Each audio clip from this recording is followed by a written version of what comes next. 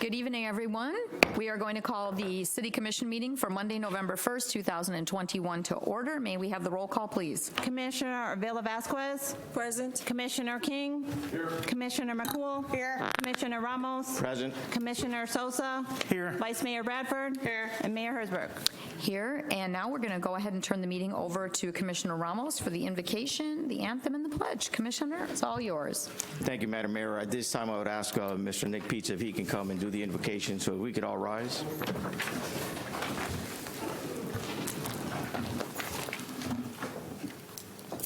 Good evening. Let's bow our heads. Father, we thank you that we have the privilege of being here tonight, and we invite you here with us. So, Father God, that everything is done in this place tonight will be done neat and in order, and that, Father, they'll follow your guidelines and all things make them the way they should be, Lord God. Only you can do that. So as we invite you into this place tonight, we ask that we might decrease and you would increase, especially our commissioners and mayor and all of our city officials that are here tonight. Decisions being made for this city, and so important that they are. And Father, we just thank you that you're the one who gives us the insight and the understanding and the wisdom to use it. And so we seek that from you tonight. We seek your presence to be with us and with everyone who will speak here tonight. We pray you'll keep it peaceful and loving, and it will share each other's desires and hopes and dreams for this city. We thank you for it, Father God. We thank you for each one here tonight. We thank you especially for our commissioners and our mayor and our vice mayor and being here tonight doing their job that they've so readily sought after to do. We'll give all the glory to you as we do this all in your Son's mighty name. And all God's children said, amen. Commissioner King, if you can lead us in the pledge, please. I pledge allegiance to the flag of the United States of America and to the republic for which it stands, one nation under God, indivisible, with liberty and justice for all. And at this time, I would like to ask Isabel Rios of Deltona State with the national anthem. Thank you.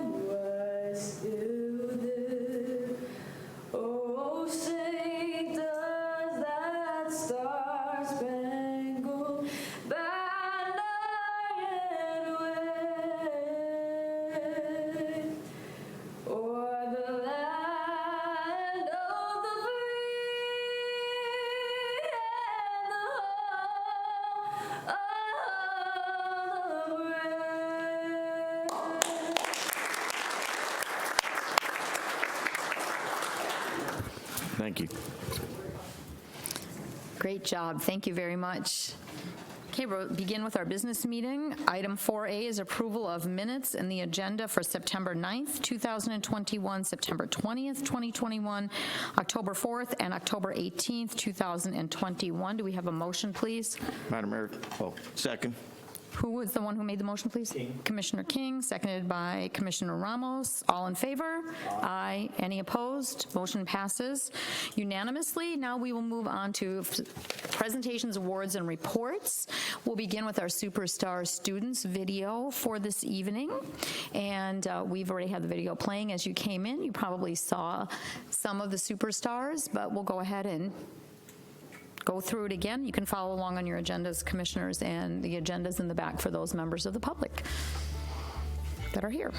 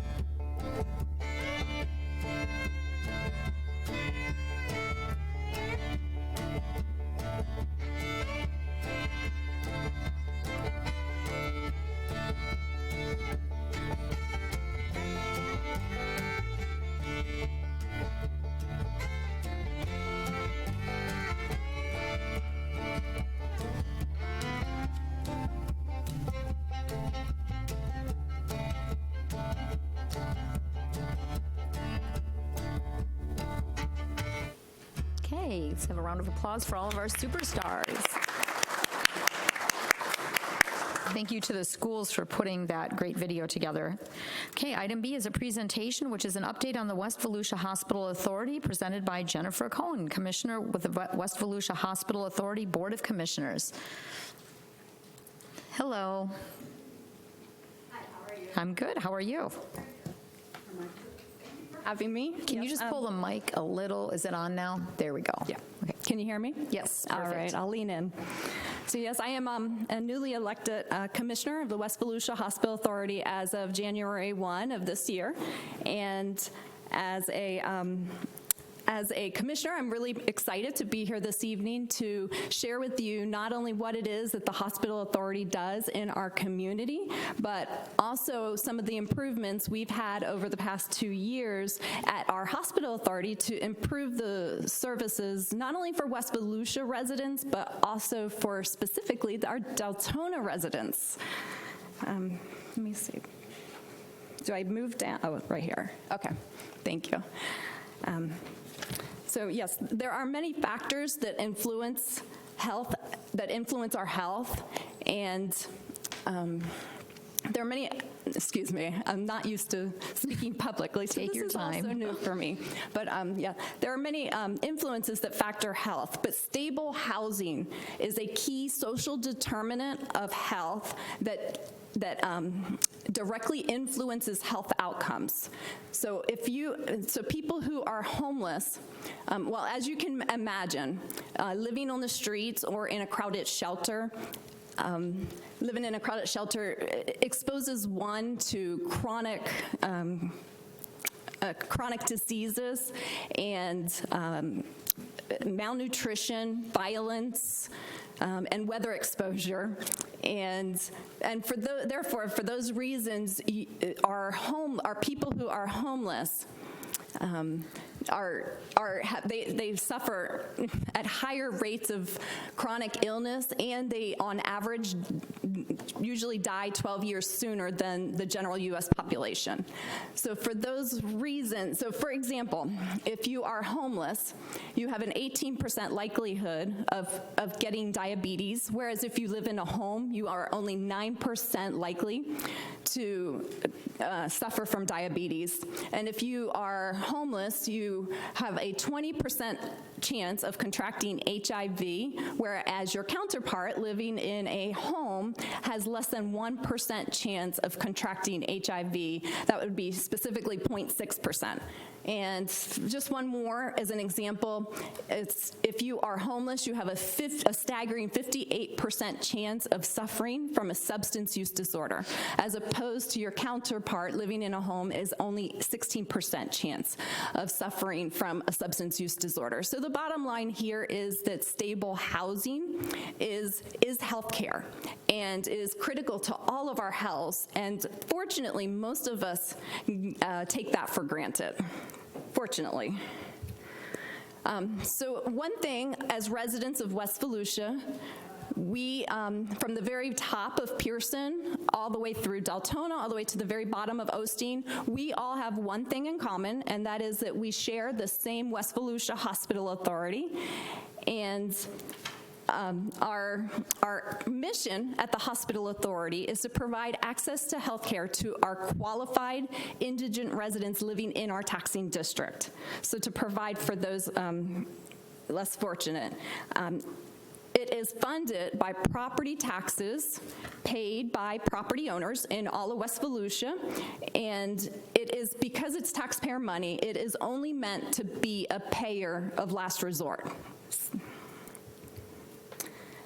We provide access to care by issuing a West Volusia health card, and we have at any given month about 1,500 cardholders for residents on our card. This slide here gives you a sampling and overview of all of some of the services that our health card members would qualify for as health card members. So at the very bottom center, we have the primary care and OBGYN services. We also do not have on this brochure, but we also provide specialty doctors. To the far left, we have some funding that goes to the Florida Department of Health for dental services. Directly across from it, on the right-hand side, we provide some funding to Stuart Marchman, and they provide substance abuse counseling as well as other mental health counseling services for our cardholders. And at the very bottom of the right-hand side, we have some funding that goes to Rising Against All Odds. They do HIV testing in our community, but also they are equipped to go into the homeless camps and provide those HIV testing within the camps themselves, so really getting the services to the people who need it the most. The other thing worth noting about Rising Against All Odds is that they do receive additional funds to help our homeless residents actually qualify for the card. So that is really getting the people who need the card, the service, access to the services. So you might ask, what are the qualifications for the card? Some of you guys might already know this, but I'll run through it really quickly. You must complete an application. You must provide proof of a resident. You must be a resident for at least 3 months, but if you are homeless, only 1 month. And your income cannot exceed 150% of the federal poverty level. This does change every year and is based on how many people in your household. You must have a state ID, proof of your income, as previously stated above, and proof of your assets. So for one individual in a household, if one person was a household, they could not exceed $5,000 of assets. And if there's more people in that household, that level will increase incrementally based on the number of people in the household. So assets would be cash in your bank, the value of your cars, or any other assets of value. So you cannot exceed certain thresholds. We also require proof of a Medicaid denial letter. They cannot qualify for Medicaid, and that letter helps prove that to us. We also need to provide proof of an application to the Affordable Care Act. So, and finally, again, I'm going to reiterate this, but it is taxpayer money, and we always want to make sure that our services go to the people who need it the most. So we are diligent in making sure that our card holders renew every 6 months intentionally to make sure that that they are qualifying frequently.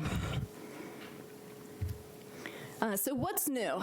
In 2020, last year, we opened our MyCare clinics. These are clinics that are designated solely to providing primary care, or it's not just primary care, I'll take that out, care that is designated solely for providing care to our health card members. We provide care, some examples would be the primary care. They would receive primary care through our clinics, some screenings. They would receive their medications through our clinics. They would do some lab imaging in-house. Others might have to be outsourced. But all of the in-clinic services are provided to our health card members for not free, but at no cost to that health card member. And the other benefit of our health card, our clinics, is that our card holders have access to a life coach that can help counsel them in how to make healthier choices. And so we do have 2 clinics. We have one in DeLand. It's right across from Advent Health in DeLand at 844 West Plymouth Avenue, but the one applicable to you guys would be our MyCare Deltona clinic, located at Justin Square Plaza. It's located at 840 Deltona Boulevard, Unit M. Justin Square is also very conveniently located in close proximity to a covered bus stop. So for our card holders who need transportation, public transportation, it really makes it more accessible to them. And we did have our clinics are just over, starting last year, our clinics are just at the 1-year mark. So I was pretty excited that we finally got some patient comments or our our health card patient survey comments coming in to us last month. So I did include all of the comments. You know, there are some things that we need to work on, but I just highlighted some of the positive comments. We got feedback, you know, amazing staff. Mark Payne is such a wonderful physician that took time to educate me on life and health. That's the whole purpose of educating people. God bless you all in all caps, and love my MyCare family. So we're really building some good roots here with our clinics. And for this year, we were renegotiating our hospital contracts to provide emergency room care to our cardholders. Last year, it had expired with Advent Health, and so this year, in June of this year, we were able to finalize a new hospital contract that now covers our health card patients once again except for just it being Advent Health, we are now covering Advent Health and Halifax Hospital in Deltona is now participating in our program, in our cardholder services. And finally, beginning last month, we started our new fiscal year, and we also approved an additional $50,000 of new funding in the current year to go to New Hope Human Services, as I'm sure you guys know, but it's part of the New Hope Church, and they are going to help with getting the Deltona and Osteen residents accessing our services, but specifically to help with certifying the homeless residents in your area to get them a homeless certification to qualify for our card.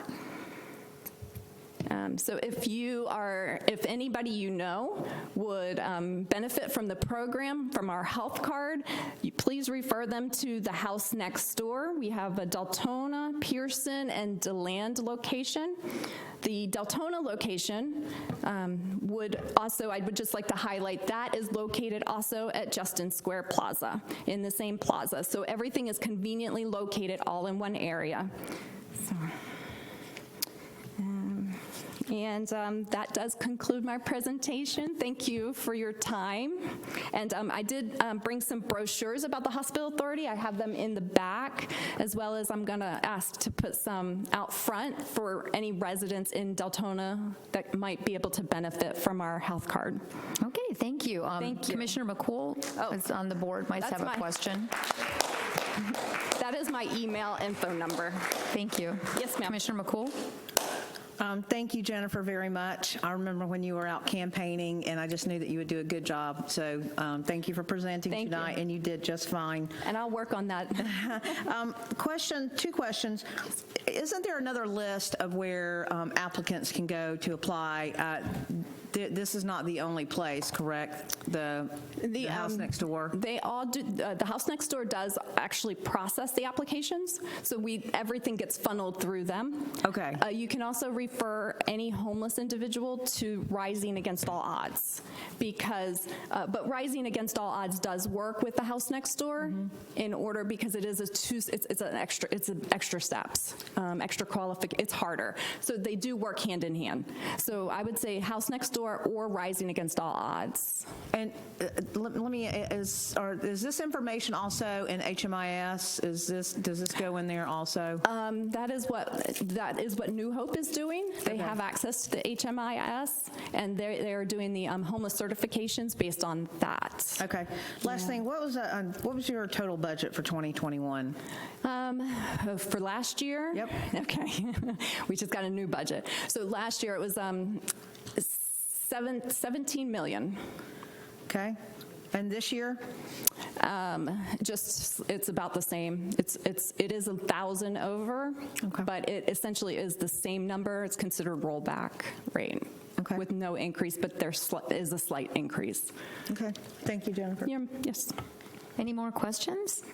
No, I just have one. Of the 17 million, how much of that did you spend on care? Do you have any idea? I remember rough numbers.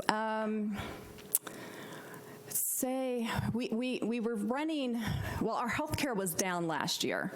So because of COVID, So I don't think I can remember the exact percentage, but our health care was down, and we did not spend it all that we had allocated. We had about $4 million still left on the books. So the exact number, I would say we probably had 17 million budgeted for health care. Because it shows, for your budget, it shows pretty much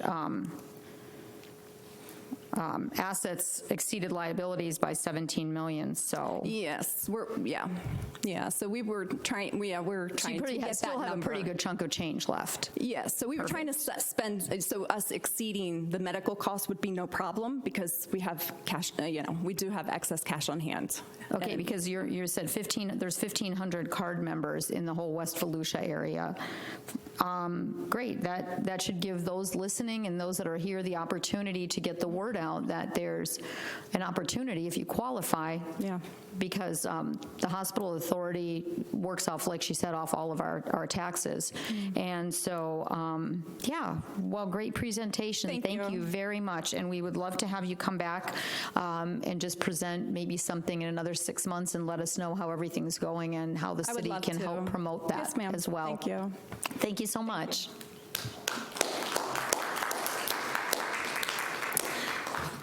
Okay, next up on our agenda, we have item C. We are pulling that proclamation per request of the people that wanted that, so we will not have that presentation. So we will move on to item 6, ordinances and public hearings. We have none this evening. Item 7 is old business. We have no old business this evening either, so that brings us to new business. Item 8A, that is discussion of the city manager's evaluations. Commissioners, you have some copies here for the public. There are those that did not make it online are there, and I apologize. On my cover letter, when I scanned this in, I did not put my name, so I apologize for that. It is there. And Mr. Peters, or Commissioner Sosa, did you want to say something before I hand this over to Mr. Peters, or did you want to wait? Well, personally, at this time, I'd like to table agenda item 8A, the acting city manager's review, until the 15th. The reason for that is the review cycle is supposed to be from 12/14/2020 to 10/31/2021. And I don't feel comfortable leaving off a week in order to have it on this review or on this city commission meeting tonight.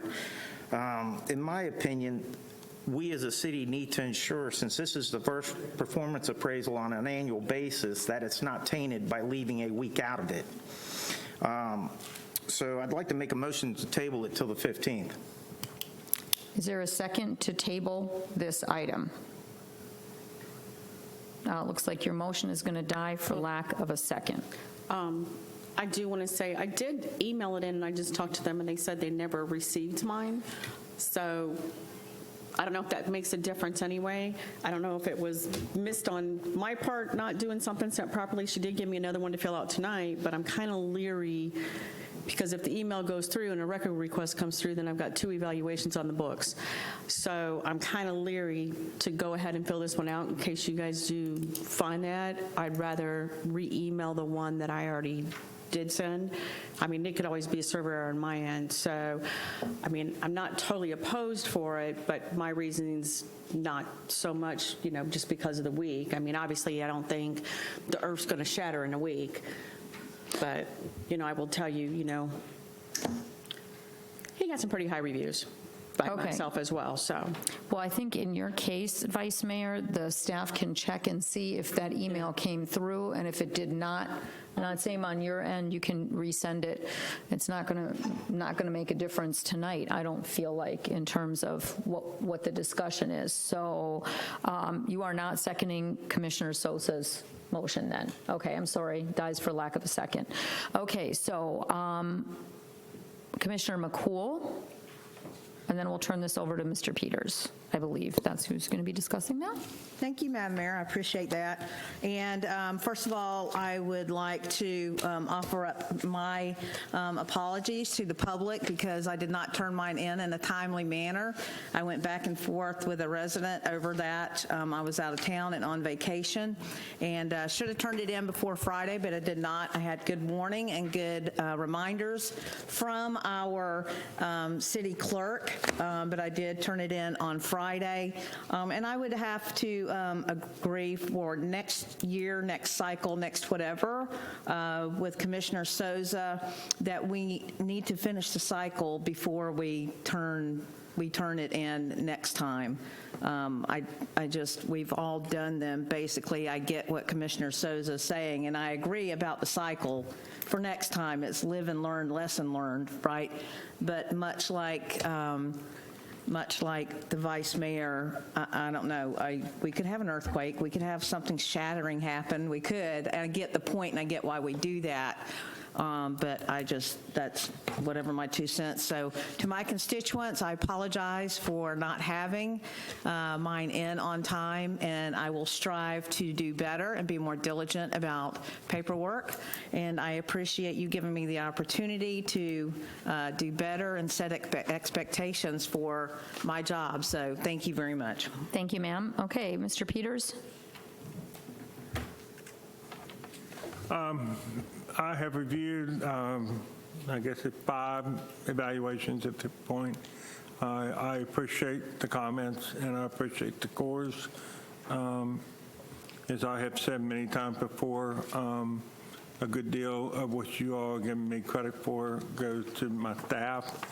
For instance, when you all ask for certain concerns, I turn it over to the staff and they are incredible about getting things done. And that's the one thing that I'm probably most proud of is the fact that the day-to-day things have improved in terms of being responsive to citizen concerns and commission concerns. With regard to how my contract was worded, I think the public needs to hear that because it pains me to hear a commissioner being chastised in public. But the reason my contract read the way it did with regard to being the end of October, it was my fervent desire when I took over to get all of our employees to a single anniversary date, and that being October 1. As I have expressed to my director during staff meeting, my desire is that this year, all non-supervisory employees' evaluations will be completed by September 15th or thereabout, depending on if it's a Saturday or not, or Sunday. Then the supervisory will be a week later. The supervisory's evaluation form will have a significant number of points regarding timeliness and appropriateness of their evaluations of their subordinates.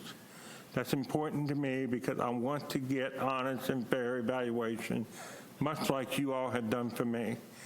And then at the end of the month will be the directors. Are the directors holding their employees accountable? Are they holding their supervisors accountable? And then after all that's done will be my evaluation from you all.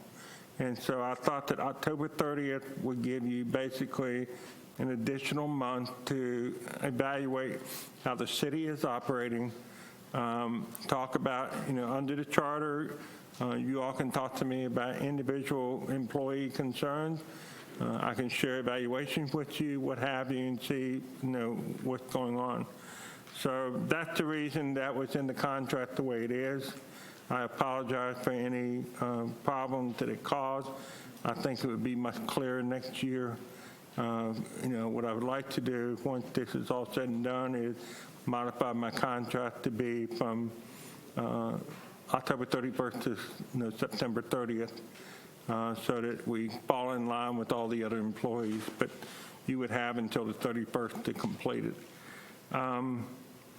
As I said, I appreciate the comments. I appreciate the comment about growing a thicker skin.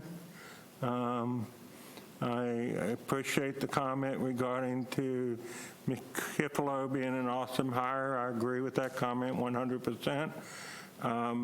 She is an incredible hire. We were very fortunate to have her apply and very fortunate to have her accept the position. I think the city is moving in a good direction.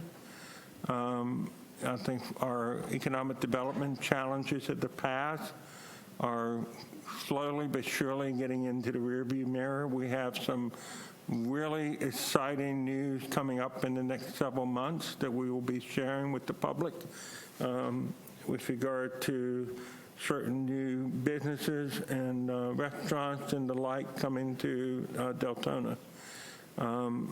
People are starting to realize that Deltona has disposable income. Unlike what people used to think in the past, we do have disposable income in Deltona. We just need the businesses that allows us to spend that disposable income in this community instead of going to other locations. We are aggressively working toward enhancing our recreational opportunities. My challenge to Ryan Reckley was that I want to have Parks and Rec be more like an enterprise account where they pay their own way. Prime example is the Carnoween that we had over the weekend. In spite of 2 days practically being rained out or winded out, we were able to make over $15,000 on that event. That is more money than we bring in literally all the other recreation programs in the city. And that just goes to show what we're capable of. Parks and Rec, also working with the center, put on 2 incredible job fairs. The city benefited from the first one. A lot of businesses and healthcare and government agencies did well on the second one. And in fact, we have already had requests from several of the participants to conduct another one. They were very impressed. The one statistic I remember is Duke Power came in with 75 applications. They went home after 2 hours because they had given out all those applications. That's the kind of interest there is in the community. It just goes to show that people are willing to work, unlike what you may see in the news media. You just have to put the people with the right jobs and the right pay. That's the one thing that we have seen is if you're willing to pay for the job, people will come. I'm very proud of the direction that we're moving in the city. I'm very proud of the commission for allowing us to move in that direction. You all put together a strategic plan that is our guiding document as we move forward. Ms. Kifalo and I have gone through that strategic plan. We have identified which departments are going to be responsible for which elements. And we will be putting together the annual evaluation form for all the directors based in large part on that strategic plan. That will be what they'll be judged on. Poor Ron Paradise, I'm probably going to have to add extra sheets to his evaluation for all the things I've given him, but he has stepped up to the plate. Mary Lyson has stepped up to the plate, and like I said, I think the city is moving in a good direction, and I hope that we can continue that effort. Okay, thank you, sir. Any other comments from the commission? If not, we'll move on to the next item. Item B, consideration of Commissioner Ramos's appointment to the P&Z Board. Madam Mayor, we have one public comment on this. Oh, I'm so sorry. Okay, Albert Bryant, please.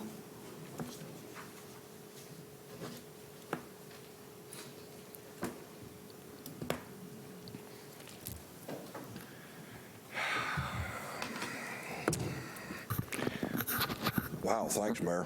Appreciate that. You know, I have to admit that I was really disappointed, truly disappointed in the fact that when I put up the agenda, I could only see 2 commissioners' evaluations, Mr. King's Mrs. Vasquez, kudos to y'all. I'm sorry, the rest of y'all dropped the ball. No excuse for it, none whatsoever, as far as I'm concerned. You knew this was coming. You've had a year to evaluate this man. Matter of fact, you've already evaluated him twice this year. I understand, Mr. Sosa, why you wanted to table it. I really do. I get it. But as a commissioner for these people out here, you also have a job to represent them and to give him an evaluation. You could have written in the comments that you reserve the right if some godforsaken happened in the last 3 days or 4 days, that you had the reserved right to be able to come up here and change your evaluation. You could have gone to that extent to it. Any of y'all could. You could have actually emailed the man and said, I couldn't get it. I couldn't download it. Whatever. He could have put that in the agenda. I didn't see any of that. It's amazing to me just how dysfunctional. Now, I have to admit, Mr. Ramos, you have a nice piece of paper in the back there on the table, which I found unique because it wasn't on the agenda, but he did take the time to have it printed out and stapled and put back there. I appreciate that. Y'all have a unique ability to be able to do things. It's when you don't do things that we are disappointed or frustrated or aggravated and sometimes downright angry at y'all, because I understand you don't get much pay. You don't do this for the pay. You do this to represent these people. I've been coming up here for 5 years. This is the first manager that we've had that says he wants to be evaluated. He wants to evaluate staff.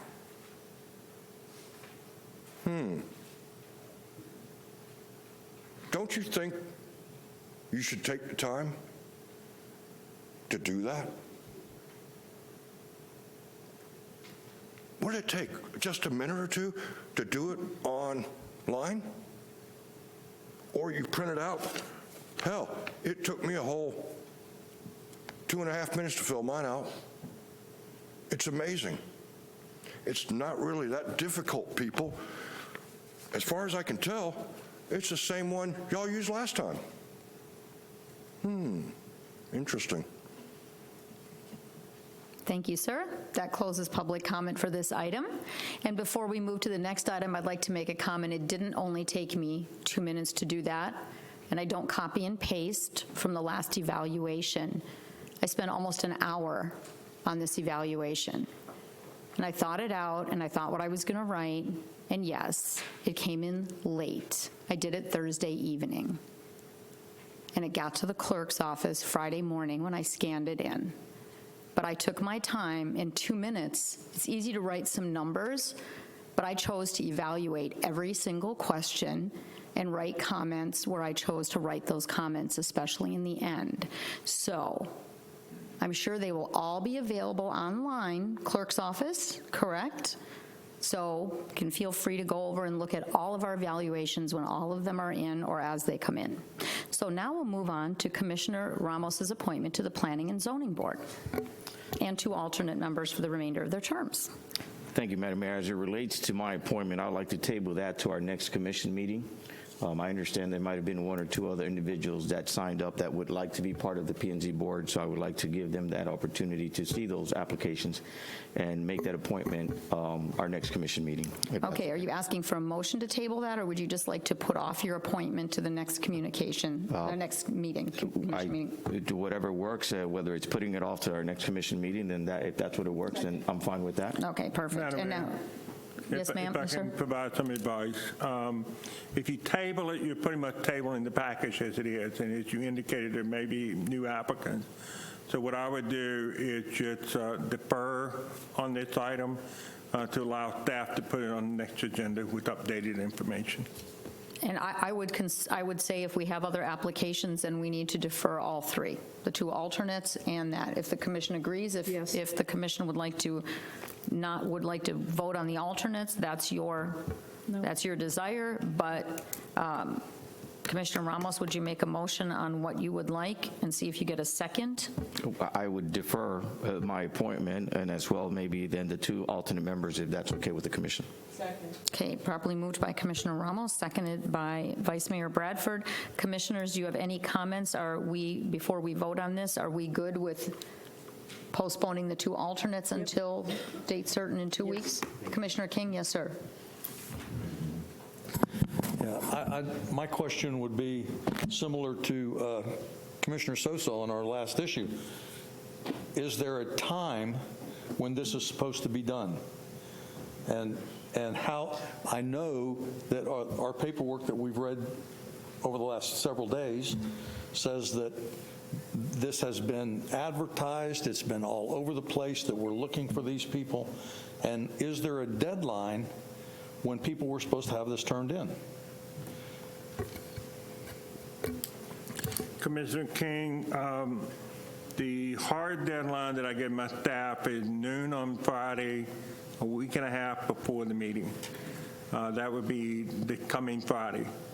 However, because all we will do is put it in the package and forward it on, I think as long as it's in by the end of business next Monday, we should be able to get it in the package for the 15th. Okay, thank you. Commissioner Avila Vasquez. Going back to Commissioner King's question, I know that there have been exceptions made on other applications that have come in the day of the meeting that have been put on our tables, and we were told to vote on them. So, if we're going to do it for one, we're going to do it for all of them. And if not, then let's get this straight in the policies as how we need to do this going forward. We can't make exceptions for special people because some of us up here know who they are. That's all I got to say. Commissioner Ramos, did you just take your name off the board? I did. I just wanted to echo that. I do know that I could ask this commission to put the application, but I think it would be wrong, and it's not part of the process. So therefore, I think the process or the correct thing or the right that I have is to be able to defer that to the next commission meeting. Thank you. Okay, so we have a motion on the table to postpone the appointment for Commissioner Ramos and the 2 alternates until the next commission meeting in 2 weeks. There's a motion and a second. Did any member from the public sign up to speak on this item? No. And we'll close the public comment for that. And may we vote, please, on postponing all 3 appointments to the next commission meeting in 2 weeks. Bridget, when is the date? Just want to be clear. That is the 15th of November, correct?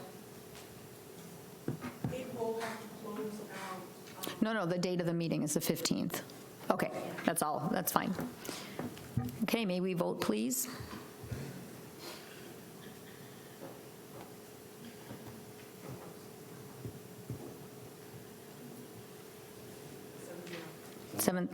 Nothing coming up? Okay, motion passes 7-0. Perfect. Okay, 2 weeks we will have that on. Anybody else that wants to apply, feel free to pop in an application. Item C, request to sunset the Deltona Economic Development Advisory Board, the DDAB Board. Mr. Jerry Mays.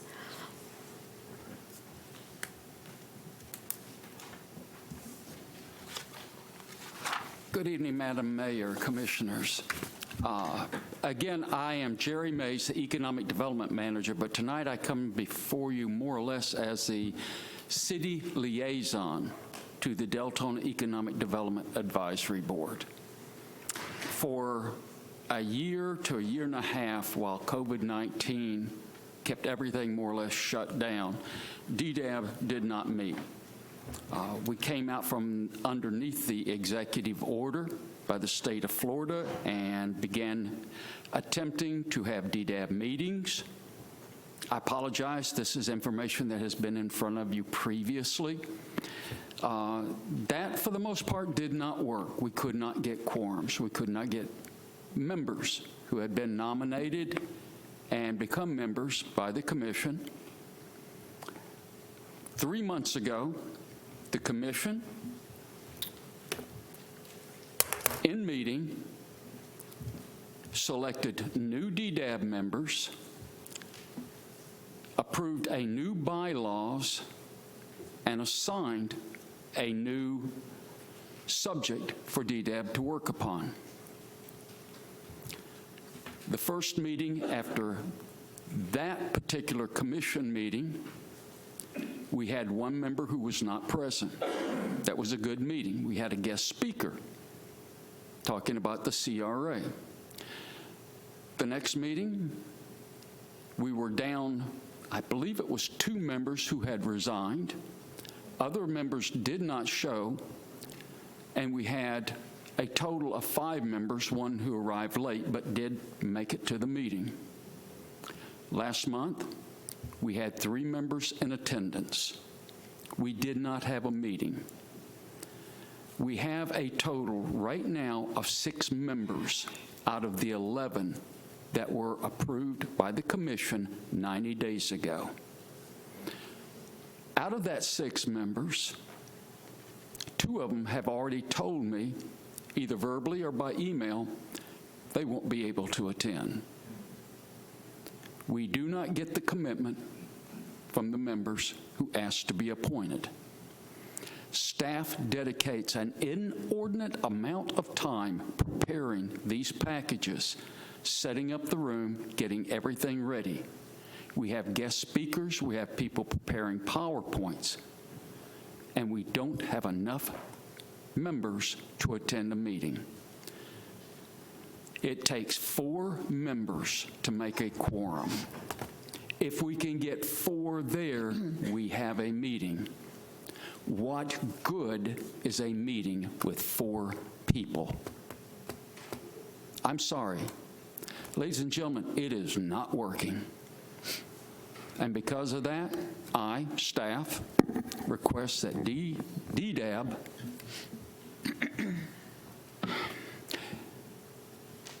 be sunsetted. Thank you. Jerry, Vice Mayor? Jerry, I'm sorry you're going through all of this, and I know you guys go through, staff for different meetings goes through a lot of work to prepare for these, and then you're even sometimes out of hours working just to prepare these. DDAB, I don't know if a lot of people realize what their role was to be, and I'm in agreement with you as well. You know, my question is there something that we can be reaching on to our local chambers and outside groups that we would work with that are already kind of doing this? I mean, we have, I think our West, Volusia Chamber strongly works with the local businesses as well. I just don't know what would DDAB do different, and what's going to be, I guess, explain what, obviously there's not much because we don't have meetings, I don't know how to say this. What would be any consequences of losing these meetings in this group? I mean, obviously we haven't had meetings and nobody's even noticed we haven't had them, but, what was the formation of the group originally for, and what would be the consequences of not having the group, and is there a group or organization that can maybe step up and help us out with this?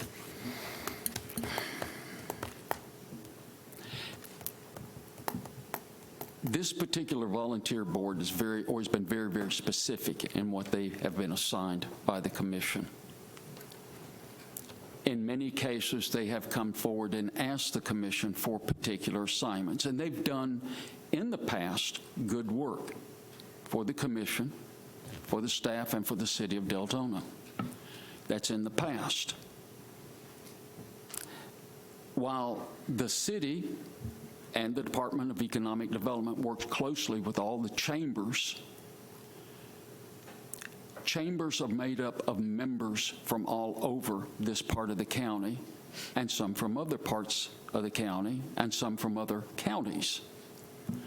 DDAB and the volunteer boards are very, very specific in their bylaws about who can actually be on that volunteer board. And chambers as organizations are not individuals. So a chamber does not fit what we're looking at. Having said that, yes, OED deals with all the chambers and is member to all the chambers and works with all the chambers. It's part of what we do.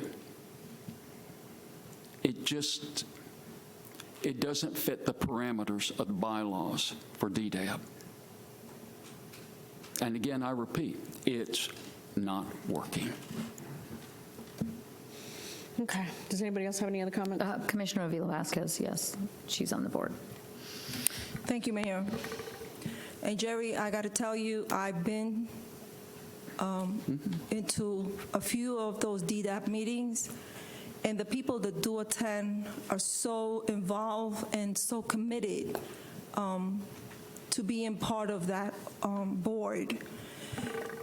Now, my question is that there are different descriptions when somebody applies to be on a board of who we select to be board members. So we need someone who is professional in buildings, professional in real estate, professional in different fields. Am I correct? Yes, Madam Commissioner, you are correct. But we up here continue to pick our friends who have no experience whatsoever to be on any of those boards. Because those are the same ones that don't show up to the meetings. And I can say it because I've been in those meetings. So I think that I wish this board did not break up because it's very interesting. The people that go there now are very professional. They're very caring. And I think that the project that they're working on is a very important project for this city. And I've seen what they have been discussing, and I like what I hear. I know that staff goes out of the way with the printing of documents, with putting on together videos, inviting guest speakers, and it's a lot of work that you take the staff and the volunteers, the dedicated volunteers put on their time. For the last meeting, one board member came from a distance, soaking wet, not even a Deltona resident, to attend that meeting, only to find out, as soon as he walked in, that we didn't have a quorum. So I understand, the other board members' concerns, and I really wish that it wouldn't break up. But, you're the expert on this, and it's your decision to request what you're requesting. But I really wish that we didn't have to break it up. If we can only get more committed, more qualified people to be part of that board. And again, like you said, I really don't know how to do it anymore because we're not following procedures. We're not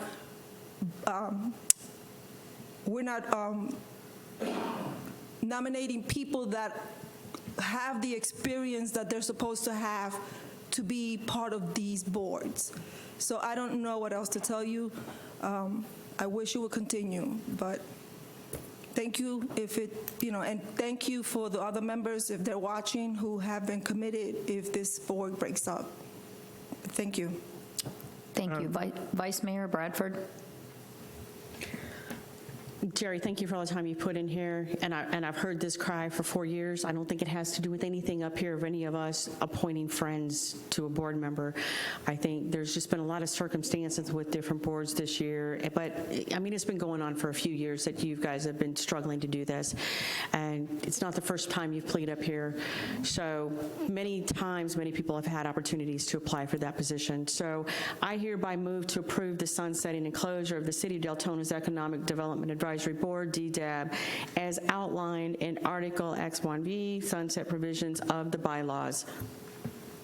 Is there a second? I'll second that. So we have a motion by Vice Mayor Bradford and seconded by Mayor Hertzberg. Is there any public comment signed up for this item? No, Madam Mayor. Yes, you certainly can.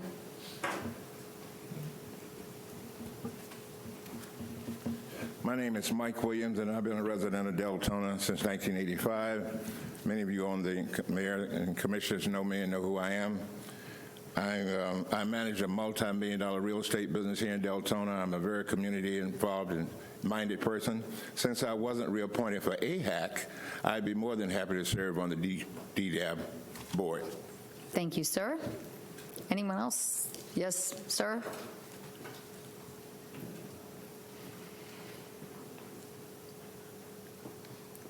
it seems there's a lot of trouble with all the boards in Deltona. I mean, the P&Z board, this board, that board, there's always a problem with the boards. What is causing these problems? Why do people not want to come? I mean, this is the biggest crowd you had probably in 3 years today, right? I mean, come on. There's a root problem here. And really, I know he's all going to get mad, but the problem's up here. That's where the problem is. Thank you. Thank you, sir. That closes the public comment portion of the hearing. We have a motion and a second. My comments, Mr. Mays, I appreciate your commitment to DDAB. Was this the board that you created, sir? No, ma'am. DDAB had existed before you came on, right? Yes, ma'am. Over the time, like with a lot of advisory boards and volunteer positions, not only in this city but in other areas, it becomes increasingly difficult to have that level of volunteerism, especially during COVID and especially since then. Especially in economic development, it's hard. I know we've tried, we've had good applicants, and life gets in the way sometimes, and sometimes people just feel like it is not, that board isn't for them. Maybe they expected something else, maybe they expected a different thing, and sometimes you just can't have a commitment. But after the last round, when we packed up that board and promptly had 3 resignations, correct? We had one more or less immediately, and each month we would lose 1 to 2 members. And these were even new members, and they were other members that were on the board that got bopped down to alternates, and they bailed out. So this is a continual problem with this board. I commend you for your commitment to this, to the board and staff's commitment, and I know it's a lot of time, a lot of effort, and that time and effort at this point can be put somewhere else in economic development. And should the need arise, Mr. Mays, for another advisory board that you feel down the road something needs to come up, please let the manager and commission know. And right now we have a motion and a second to sunset DDAB. May we vote, please?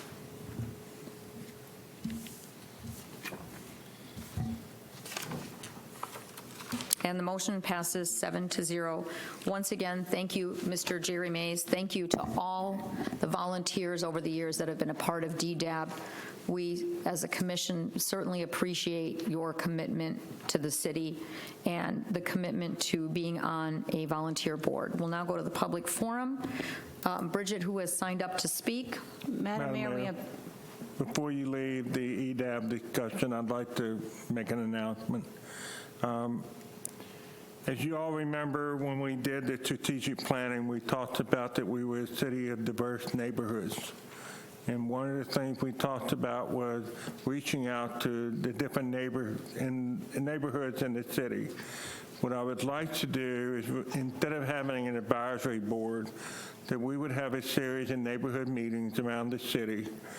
And part of those discussions will be new projects that are coming into those neighborhoods. For instance, as I sent an email out earlier today on November 17th, I believe it is, we have 2 ribbon cuttings. One is for the old Winn-Dixie on Providence, and one is for Family Health Source on Deltona Boulevard. Those are opportunities to get out into the community and show the positive direction that we are going from an economic development standpoint. In addition, I would like to start having a citywide neighborhood meeting to talk about the bigger economic development that we're doing. You know, the same people who have been involved in EDAB would also have an opportunity to come to these neighborhood meetings, learn what we're doing, and you know, we'll get the word out, because I think it's very important for our citizens to hear about the positive things that are occurring in the city. And so that is my commitment to you all, is, you know, we will still do outreach to the community and talk about what we're doing in the economic development area. Thank you, sir. Now we'll move on to the public comment. Okay, Madam Mayor, we have 6 public comments. Richard Bellick, Dr. L. Ronald Durham, William Bradley, James Webster, Mike Williams, and Larry Mack. Richard Bellick, please. Mr. Peters, how's your blood pressure? I want to ask you tonight, I was talking to Marcia. Address the chair, sir. You know the rules. The Attorney Fowler, you, Mr. O'Grady, you're the highest paid in Deltona. So I come up with an idea for the 3 years. Christmas is coming. There's a lot of underprivileged children in Deltona. I don't think if all 3 years kicked in $250 apiece, which is tax deductible in your pay scale, I think it would be a very good idea. It's starting to get close. So you got Dana up there. She's with the Deltona Strong. She did it last year. And I think it would be a good idea if you did that. I mean, you are out-of-towners. You make your living in Deltona. Let's give something to the kids. You know I'm being fair, John. Come on, I'm not trying to put you on the spot. It's a fair thing. All right, next. Nobody shows up in Deltona, right? Okay. Did you ever think about having what they call a Fasenic audit? For 25 years, money's come, money's gone, a lot of money in true hands up here, nobody knows where it's come. Some people that sat up there, that they were dedicated to Deltona, but they got rich as they were dedicated. I mean, let's get an audit. Let's follow this money trail. Let's see where a lot of this money went, because I'm sure the money hasn't gone into roads. It hasn't gone into parks. It hasn't gone into payrolls, because you don't make much. So let's see where the money went. Maybe you'll get some people then if they knew you were doing something like that. It's a wonderful idea. You gave money, $200,000 to force houses on people and gave $200,000 to a phony water survey that when they gave you the survey, you actually, to be, just a little unkind, you should have gave the guy a good slap for what they told you. Come on. You just got baffled, you just got fooled, they pulled the rugs out from under you time after time with money.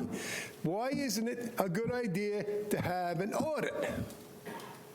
25 years of misused funds. Let's find out. Let's get somebody here that can trail this money, see where this money went. Also another thing, I think another good thing for the people, this COVID money. Let's see who got COVID money. I'm sure a lot of yous up there got it. I know yous got money from the garbage company and the rates went up. I mean, I don't want to go into it, but that's a time when they had to chase Ramos around the ball field to find out if he took $500 from Waste Pro, which he did. I mean, come on.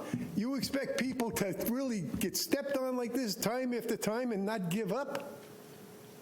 I mean, if you get a mule and you put too much loads on him, he collapses. That's what happened here.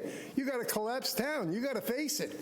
All the excuses that you make week after week go nowhere. They don't carry no weight no more. People just say, oh, what the hell? You can't win there. Why go to City Hall? You can't win. Come on. $200,000 to put houses in an area where over 100 people spoke up not to have them. And then Ms. Bradford got a building company, and she's allowed to vote on it. Mr. Bellich, no personal attacks. Mr. Bellich. No conflict of interest. No personal attacks. Other than that, John, let's kick up that 250. I know you're a good man. I know you'll do, and I know you'll talk to O'Grady. Thank you, sir. Thank you, Dr. L. Ronald Durham, William Bradley, James Webster, Mike Williams, and Larry Mack. Dr. L. Ronald Durham, please.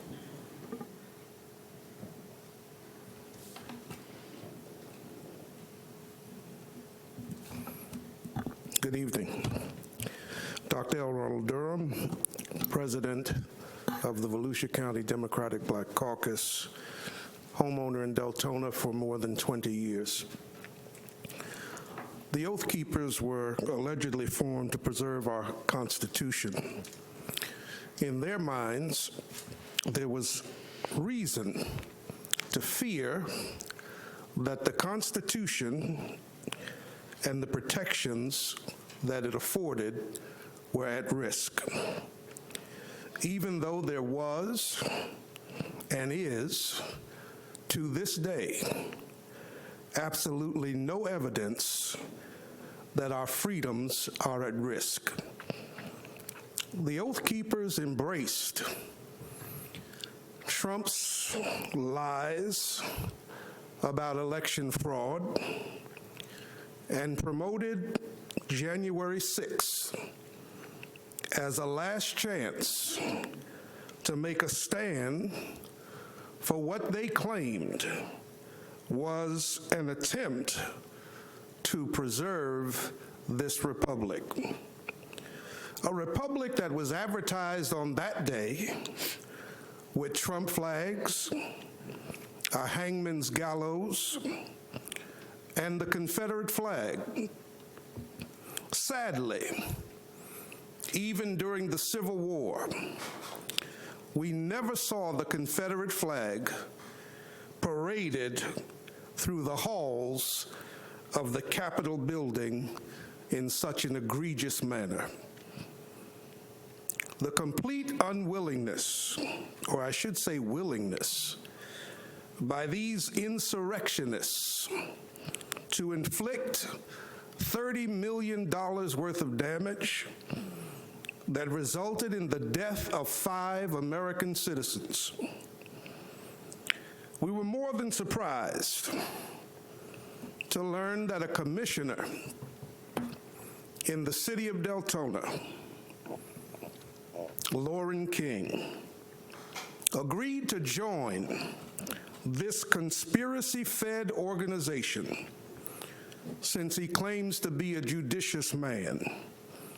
As a veteran who understands the importance of maintaining the chain of command and correctly interpreting how we protect our constitutional freedoms, he should know that any organization that attempts to circumvent due process and democratic law is a threat to our safety and security as American citizens.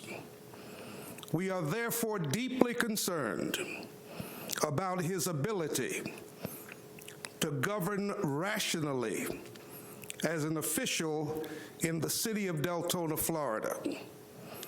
The Oath Keepers, to whom he belonged, is an affront to democracy and an ever-present danger to all of us. No individual holding public office should, in past, present, or future, have any affiliation with the Oath Keepers. Therefore, the Volusia County Democratic Black Caucus joins with the largest and oldest civil rights organization in the United States. Thank you, sir. Known as the NAACP, Thank you. calling for his resignation. Thank you, sir. William Bradley, please. And so we ask that the mayor. Thank you, sir. William Bradley, please. William Bradley, please. Then James Webster, Mike Williams, and Larry Mack.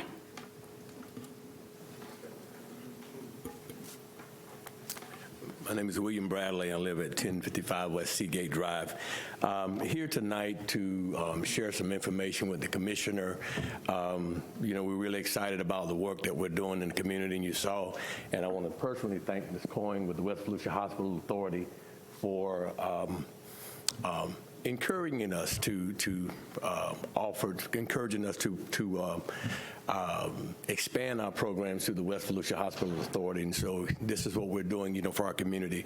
I just wanted to share, we are back last year because of COVID. We did not do the Hope Fest we gave out food all last year, and you know, we fed over 10,000 people. I want to share with you on November the 13th, we are having our Hope Fest again this year, and it's going to be really exciting to really bless our people, our community. We have over 25 social service organizations and groups that will provide information to help the needs of our people in our community. Also, we're really excited. We have the health department that's going to be there. and they're going to give out COVID-19 vaccines. For first-time individuals, there's a $10 voucher for them to come. The booster shot's going to be there, and also, too, there's going to be a vaccination for youth 12 and up. It's going to be a wonderful time that we're going to bless the community. Also, too, we're having every participant that will be there, they will receive a bag of groceries. We're going to do a food drive along with the information that people are going to get. It'll be a food drive, and also, too, every individual will receive a packed lunch. And so I just wanted to share this information to the City Commission, to the city. We're here to, our vision is to create an atmosphere of hope and encouragement. And so this is what I want you to do, and definitely share the information, because it's going to be really exciting, because this year is going to be big, and also to better to really give information to the people in our community, and also to invite you to come out and see how the people in our community will be blessed with the information and with all the organizations that's going to be there, and then get the word out that those who need a vaccine, that we will be there, the health department will be there, so many other organizations will be there. So I'll leave these flyers here for you can give to the commissioners, and hopefully you see fit that that's November the 13th from 9 a.m. to 12 noon. Thank you. Thank you, Pastor Bradley. James Webster, then Mike Williams and Larry Mack. James Webster, please. Good evening, everyone. I hope you hear me. I'm coming to talk to you about what I consider an invasion of privacy. I was having the room done in my house, and I looked out the back windows between 8:30 and 9 o'clock, and there's a drone flying 4 feet, 5 feet, looking in the window. I saw the lights. They were red and blue. First thing came to my mind, it was Volusia County. So I went out the side door and I said, I want to see what this is. I go out there, and I guess the peripheral vision on that drone picked me up, and they took it out of hover and they went up, but they went up so fast they hit the tree. And the thing flipped over, and it was more or less like you seen a dog on its back while it was trying to upright itself. I put a cinder block on it. So my next thing was, where do we go from here? So I called up Deltona's code enforcement board, and they gave me a runaround, and, oh, it's not our responsibility, and this is Volusia County's. They gave me the number to Volusia County. I called Volusia County, and they said, oh, they tried to basically pass that ball right back to Deltona. So I didn't get no response. Then they said, well, we'll send someone. Well, this is like 8 or 9 days ago. I received nothing from nobody. I'm still in possession of the drone. Okay, I looked at it, it's serial numbers on it and everything. Everything I can pull off of this thing says it's made in China and just a serial number on it. So I said, okay. I said, well, they forced me to keep coming back up here to the City Commission to see what are y'all going to put into effect? Is it somebody going to have to take charge of this? Because this thing is getting out of control. Because that thing had to fly, well, I don't know where it came from. All I know, it was dark out, and it came over the fence, and it's about 50 feet. No, maybe 75 or 80 feet to that fence, and it came over and went around the back of the house and was looking in. Then somebody said, well, the Florida Power and Light, they use the drones also. I said, but I doubt if they use them at 8:30 and 9 o'clock at night. And so, like I say, I said I'd bring it before you, and y'all can discuss it, and maybe you come up with some kind of guidelines. But I went to my neighbor. I know he had 2 drones because he has 2 small children. And I asked him, he said, no, their drones are over there, and he don't let them fly them unless he's there. But I was really tempted to shoot this thing out the air. And, but I steered away from that, and like I said, if Volusia County want to come out one day and collect this thing, if not, I'm going to chop it up tomorrow. Okay, that's all I had to say. I'll leave it in your hands what you determine y'all want to do about it. Thank you, sir. Could you leave your contact information with Bridget over there, unless is it on the sheet? Yes. And a number as well? Okay.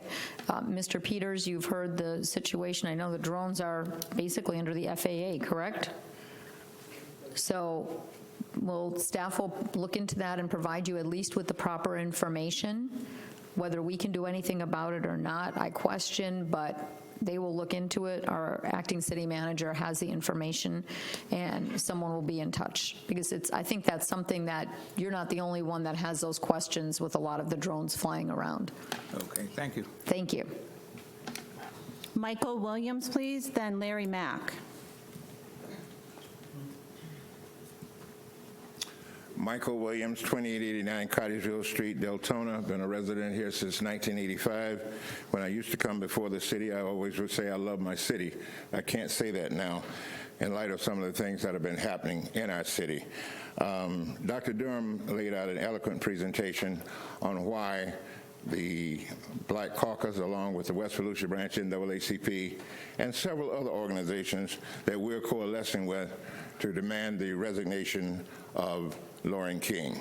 So without anything else to say, that last meeting was just a shot over the bow when we found out about this incident in the Daytona Beach News Journal a couple of weeks ago.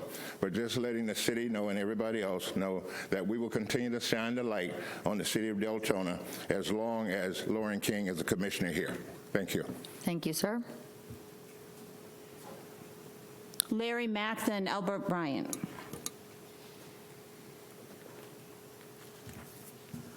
Larry Mack, 591 Antelope Drive, Deltona. I've been here about 20 years. I too I'm looking for Commissioner King to resign, and mostly because, again, he's been a member of the Oath Keepers. Right now he's got a bad image, and we talk about it all the time, how you can govern with a good image or a bad image, and it's because it's all about relations. And so I'm hoping when he runs again that he advocates and he puts on his signs that, hey, I'm a member of the Oath Keepers. But more importantly, I'd like to know which one of you guys are behind him, and if you're endorsing him being a member of the Oath Keepers. I'd like to, actually, I guess I'm one of the only ones that want to know which one of you guys would encourage him to stay, even though he's been a member of the Oath Keepers. I'd like to know that. Thank you, sir. Albert Bryant, please.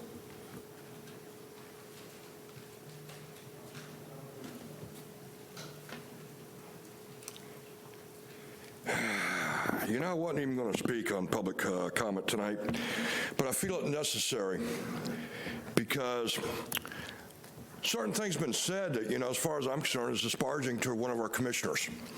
And I have a lot of respect for Mr. King. One, he's a veteran. Two, he stands up for almost 99% of all the citizens that I try to back myself. I find it kind of odd, though, that the Black Caucus Democratic Party is bringing this up now, because let me think, during the Civil War, who was against abolishing slavery? Oh, that's right, the Democratic Party was. Who voted against indigenous Native Americans to take and actually become citizens of America? Oh, that's right, the Democratic Party was.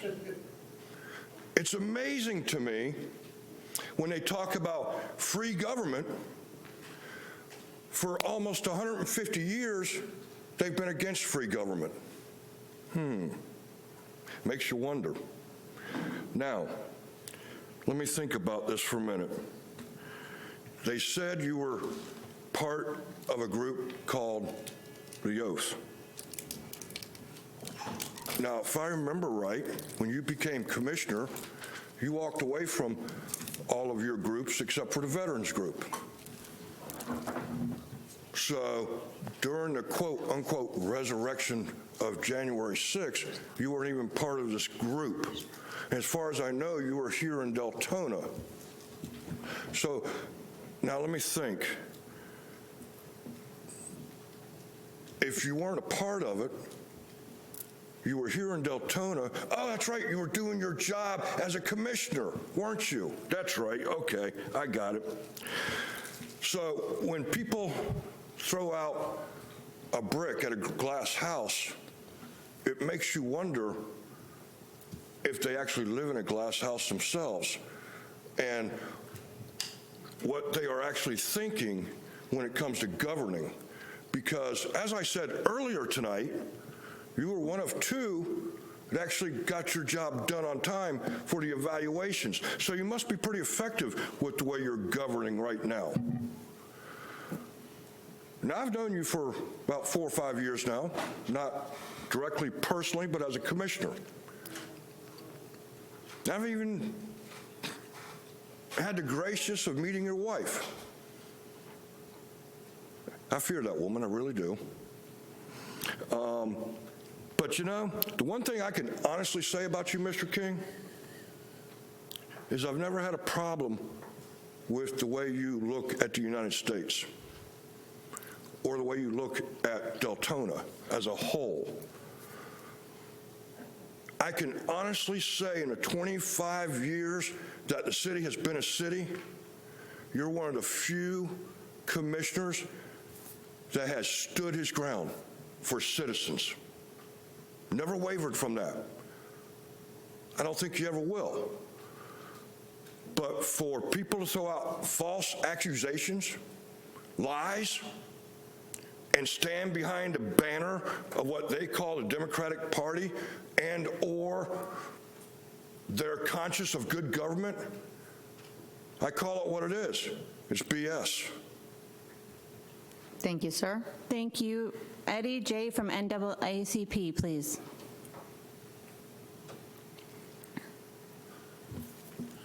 Good afternoon, Mayor and the City Commissioner.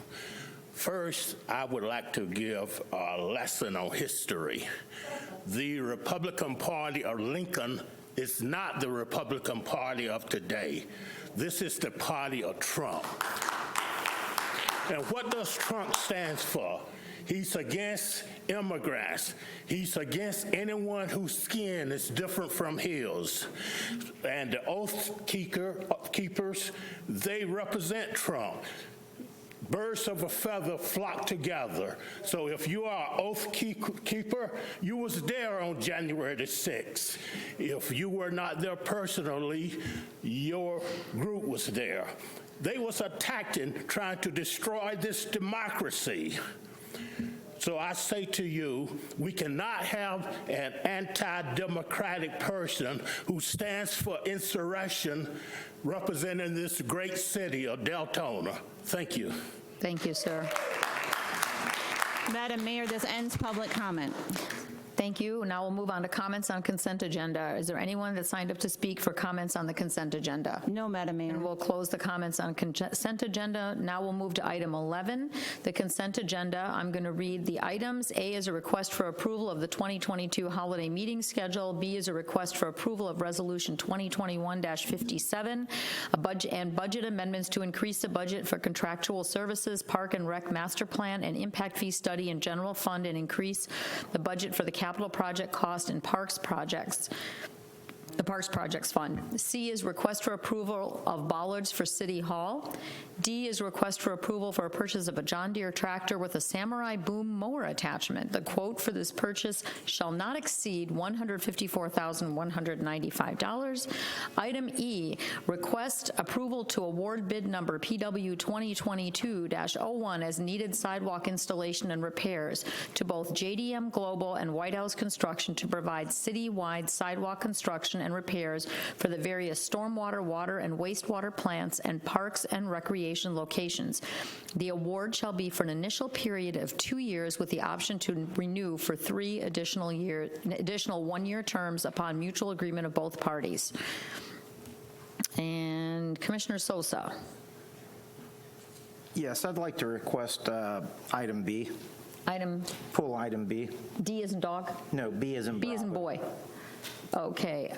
Commissioner Sosa would like to pull item B. Do we have a motion for A, C, D, and E?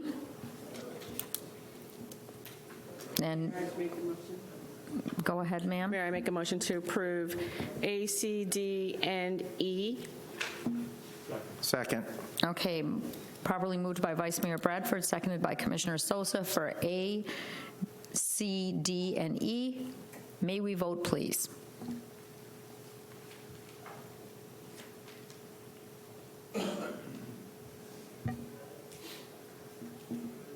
And the motion passes 7-0. Commissioner Sosa, item B is yours. Yes, I have some questions regarding some of the monies in here. Now, on Exhibit A, the increased amount for $18,000, and that's for the impact fee study. How much have we already put into that impact fee study, and what is the additional $18,000 for?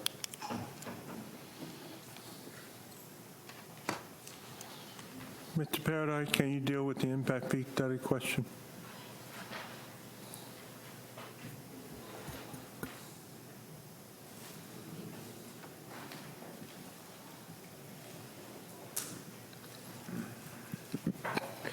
Mayor, Commissioners, I did inquire about this agenda item, and I was told that the intent was to suggest that impact fees were going to pay in part for this improvement to the park. That was the way that it was referred to me. I'm not sure exactly, how the term impact fee study got in there, but it's not part of the city's impact fee study that is ongoing as we speak. Sorry about the confusion on that. So this is for, what is the $18,000 for? I believe it's for a park improvement project. Which one? I don't know. Mr. Sosa, the impact fee study that we currently have a draft final report on talks about a lot of the legal requirements for impact fees. We're only allowed to increase our fee by 50%, I believe it is, and that is incremented over a 4-year period. The question here, when you're doing a park master plan, you look at the impact fee as to how that money can be used toward capital improvements in the master plan versus what general funds you would use to do those things. Typically, impact fees pay for those improvements that are related to growth.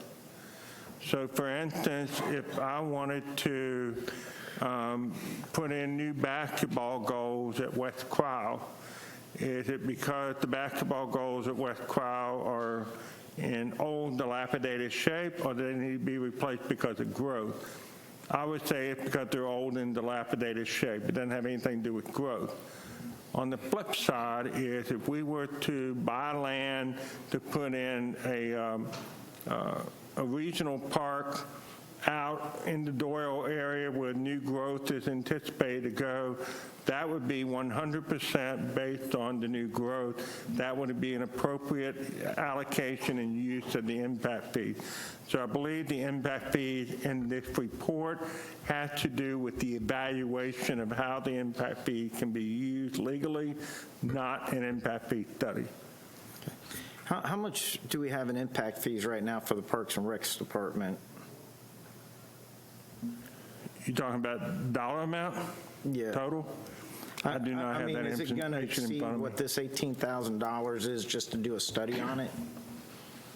Pardon me? I mean, this $18,000, is it going to a physical project, or is it just going to evaluate how the money can be spent? It would be an evaluation of how the money would be spent. That's what the master plan is for. Okay. And All right. Well, I also have another question. The 102,000 here, that's for the master plan for Parks and Recs. Is that to get the accreditation that we're looking for? Is that part of that 102,000 for the accreditation process? All of this is part of the accreditation process. Okay. Now, let me ask you, what do we as a city, the residents, get out of the accreditation process other than a shiny little trophy or certificate says that we're accredited? What we get out of the accreditation process, specifically in this study, is we gauge ourselves against national standards. For instance, Ms. McCool is going to love me for saying this. If you use the national standard for how many police officers you should have in a community, right now we have 80 sworn deputies and people involved in the sheriff's department for the city of Deltona. The national average would be 150. Now, a lot of that is because of urbanization, downtowns, and things like that. You have a lot more officers in that situation. So you have to kind of discount that. Similarly, there are standards such as for every square mile of land in the city, opposite word land, you should have so many acres set aside for recreational facility.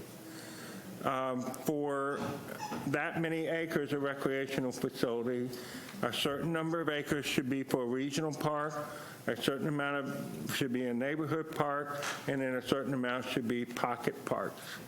So going through the accreditation process, we are taking an overall look at how we do recreation in the city.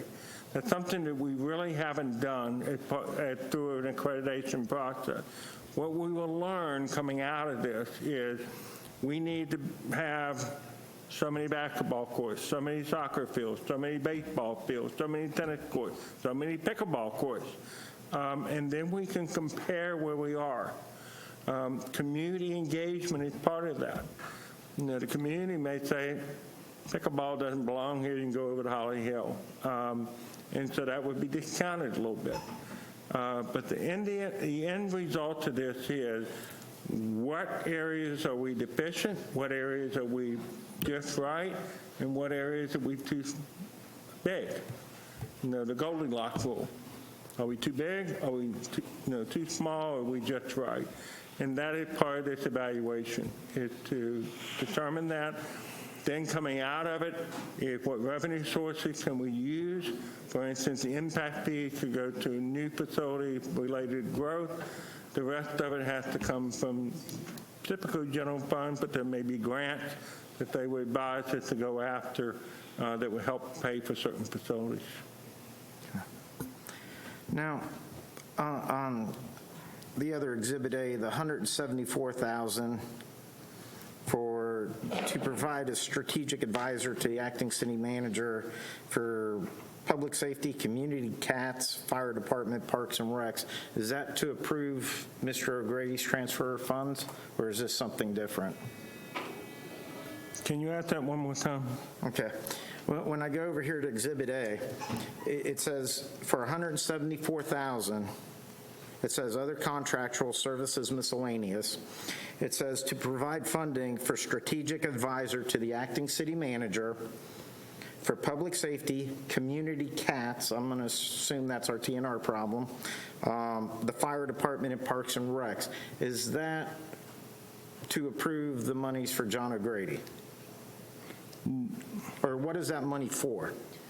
What advisor are we pulling in? I believe that's the consultant that we're using for all of these accreditation processes. John O'Grady will be a very small part of it, but most of it is the actual consultant that's doing the work. So total, we're paying this consultant $276,000? That sounds about right. And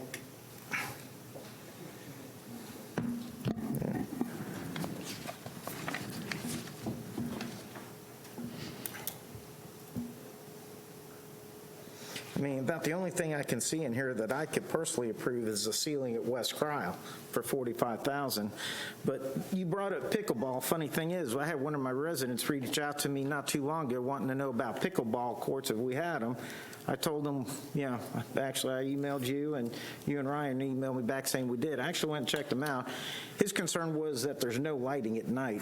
I don't know if you've got that in the budget or not for the lighting at the pickleball courts at Harris-Saxon. I'm not aware that we have that budgeted, and part of this evaluation will be a determination if they needed to be lighted. All right. Thank you. Vice Mayor? Mr. Peters, does all of these qualifications and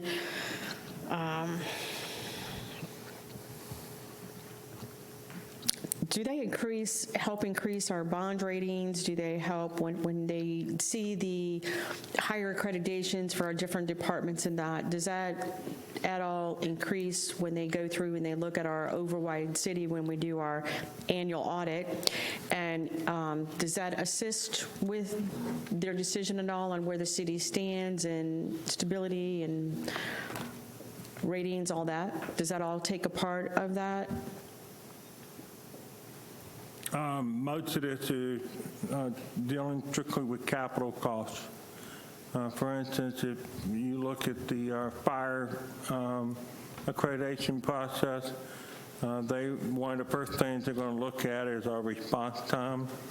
I believe we're in the neighborhood of 6 minutes, when our desire is to be, national desire would be 4.5 minutes. So then we start looking at where we have fire stations, where the growth occur. I'll give you a prime example. Diamond Street, the fire station is up a residential road off of Deltona Boulevard. When a truck leaves the Diamond Street Fire Station, it takes them about 45 seconds to reach Deltona Boulevard. So when you're trying to achieve 4.5 minutes and you subtract 45 seconds, you're now down to 3 minutes and 45 seconds to get into their entire area. It makes it very difficult to meet those standards. So part of the recommendation will likely be that we need to adjust the location of Well, no, that's not the question, but my question is, having the accreditations, the actual benefits of having the accreditations is more than just you saying, hey, I need to add another fire station, or I need to add this. Does it not assist you, one, insurance rates? Do they not look at, hey, you've got your public safety and your fire department and your parks and rec accredited? Does that assist with those rates? Does it do anything as far as bond rating? Does any of this help our ratings it helps our city as a whole, I'm guessing, and insurance rate wise? And well, on the fire side, definitely. It helps our ISO ratings when we can get the response times down. Part of the thing will be our agreements with other jurisdictions about coverage. All those things play into our ISO rating, which results in our insurance rates. So anything we can do to improve our ISO rating, that's a lower number, helps our community with regard to their insurance. In addition, it's having gone through the process, like for Parks and Recreation, if we go for a grant from ECHO or from the state of Florida or any of those things, showing that we have gone through a process to determine what our needs are, and this is addressing a bona fide need as shown in the accreditation process, it will enhance our opportunity to get those grants that we probably wouldn't have right now. right. Well, and that's kind of what I was getting to is, as it seems a lot of money to put forward, the benefits that we get out of it are sometimes double, triple, and even higher, return on investment. Thank you. Just a comment. I know that it sounds, like you said, Vice Mayor, like a lot of money, and what are we doing with all that? But I believe the last efficiency study we did for this city was in 2008. And that efficiency study went through every single department and really drilled down on staffing and it went through parks and code and all these different departments that were looking at accrediting.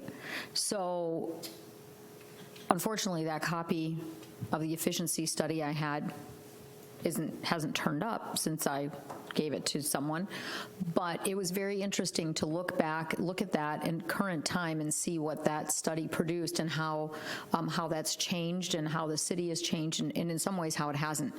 And basically, in the past, projects have been brought to us because of political motivation, because of, something comes up in the community or staff thinks this is a good idea and we just approve it. We approve a pocket park, we approve this, we approve that, or we deny something. And we spend money or don't randomly. And efficiency studies will help guide this commission and future commissions on where you really need to focus, because it's really easy to say we need to focus on putting this kind of a business in or this kind of housing or this is where our money should go. But a true study may show you that that's your interpretation, but that's not what the facts show. And I think that's extremely important with our parks because we have a lot of parks in this city, 20-plus parks. How are they being maintained? What's their use? Where does the funding need to go? Maybe we need to put more money into the skate park that maybe not a lot of us go to, and maybe we don't. Maybe some of these pocket parks are used more than what we think. And that goes with, I think, every single department we're looking at evaluating. And I think not only for us, but for the future, it's really important to let the data show what really goes on in your community, because sometimes we may think, like with economic development, why don't we have this? But economic development runs on data.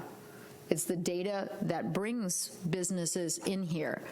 And it's doing our due diligence by really looking at our city, which has grown by how many thousands since the last census.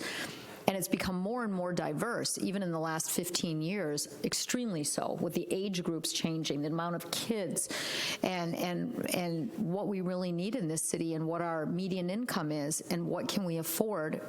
And I think that's why I support going through these studies, even though people may say, well, they just gathered dust on a shelf, but I don't believe this commission will let them gather dust. I think once they come through, we really need to it's a snapshot on our community, and that's why I support that. Vice Mayor, did you have a question? Go ahead. Commissioner Sosa's on there, but you can go ahead. You were on there.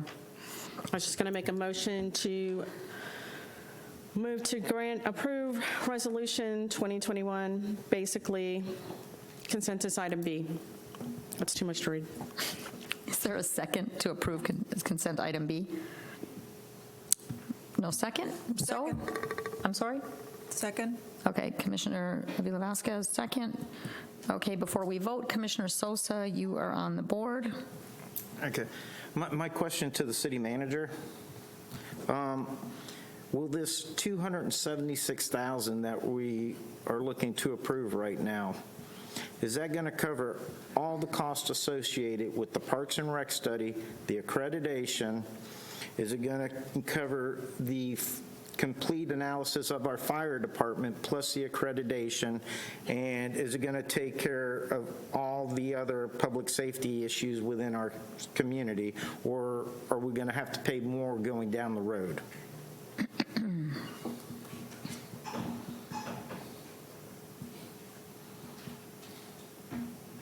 Give me 1 second. Yes, sir.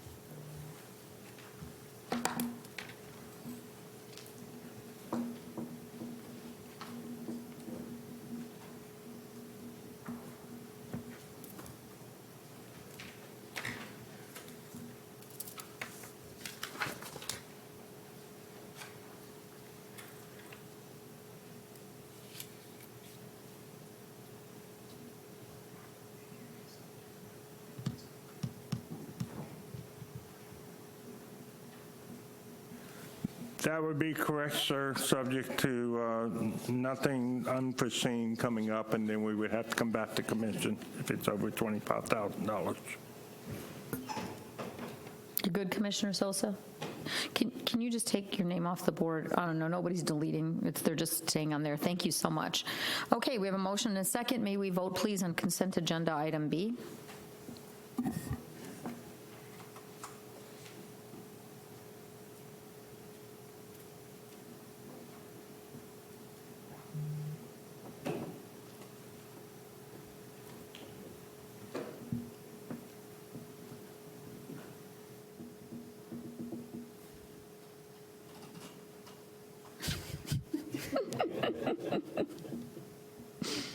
Motion passes 7-0. We'll move on now to special reports and requests. Commissioners, do you have any special reports or requests this evening? Okay, I just shorted out here for just a second. Commissioner McCool, Commissioner Ramos. You on there too? Yeah, there were names up and now they're all blank, so.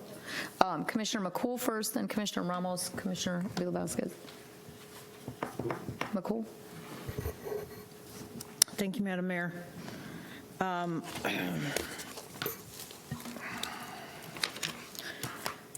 Number one, over the weekend, there was a horrible accident at 1253 Doyle Road, and for anyone that saw the wreck where the car flipped and almost flipped into someone's house, it was pretty awful. And so I would like to have this matter addressed as far as traffic control devices. And I also, this would tie into a workshop on level of service that we have with our Sheriff's Department. I love our Sheriff's Department. I revere our Sheriff's Department. It's not my area of expertise, but I want to tell you that when you come into Deltona, there should be a healthy fear of speeding and driving reckless, and there's not. And this is, I don't know, 12th time, whatever, bringing it up, and it's still a big fat, you know, they do a great job when they do their operations. They do a great job. They do a great job, but it is not heavy-handed enough for the amount of fatalities that we're having in our city due to lack of lighting or recklessness or whatever the hell is going on in our city. But it has to stop. We've had enough fatalities, accidents, near misses, and it's got to stop. We just had one of our beloved motorcycle officers injured, and he could have been killed, and that's BS. It's BS. We need more enforcement on testing and driving. I see that crap all the time, and it's unacceptable. We have laws about it. It's stupid stuff, running lights and speeding. And there's not enough fear in our town that when you come into Deltona, you better slow the hell down and pay attention. So whatever we need to do to get there, workshop, you know, the sheriff is accommodating, his staff is accommodating, but there's some imbalance here that's not being addressed, and it has to come to an end before we lose more people. So Madam Mayor, in your wisdom or experience, if you can direct that to happen, and I'm asking the city manager that this happen, that we talk and have this discussion and we do it post-haste. Holidays coming up and people get even more stupid during the holidays. Rushed, not paying attention. I've seen it. It must stop. It's an assault on our residents, and it has to stop. We've had this conversation before. So, Madam Mayor, So whatever you'd like. you are asking for a workshop with the Sheriff's Department to talk about traffic issues in the city. Yes, level of service. Madam Okay. Mayor, if I can interject here. Unfortunately, before I became an acting city manager, I was a professional engineer and a public works director, so I have dealt with this situation. Deltona has several severe problems that results in part of the crashes, not the least of which is the general lack of lighting at night, the general lack of pavement markings that have the glass beads in them to where they're more readily visual at night. We have problems with people with excessive speeding. But what I would recommend, rather than doing a workshop, is that we tap one of our transportation consultants to work with our staff to evaluate crash data and things of that nature, because every time there's a crash, there is a police report that's written. And on that police report, they will say what the primary cause was. Quite often, it's not speeding. The accident involving the motorcycle officer the other day was not speeding. It was careless driving. And it would show up on an accident report. And so that's a different matter than, people speeding. A lot of our accidents, especially our bad ones, happen at night. As Ms. Vasquez can attest to, you go down Normandy at night, it's scary. Before we started paving the shoulders on Elkham, that's the way I go home. It's scary. There's a total lack of pavement marking that you can see at night, and there's a definite total lack of lights on the roadways. The concern I have is the cost of doing these things are going to be quite high. We would need to put a priority list on where we want to put the lighting. We're doing lighting as part, we're getting the pricing for lighting as part of the CRA. That's critical. We had the pedestrian who lost her life at the intersection in Normandy and Saxon. That was lighting. It was also, those are things that are factors, and I think it's incumbent on us to take a good hard look at what the factors are on these accidents. The sheriff deputies have stepped up their enforcement. If you all would note the information that we get from the sheriff department on a monthly basis, the number of warnings had gone down and more citations have been written.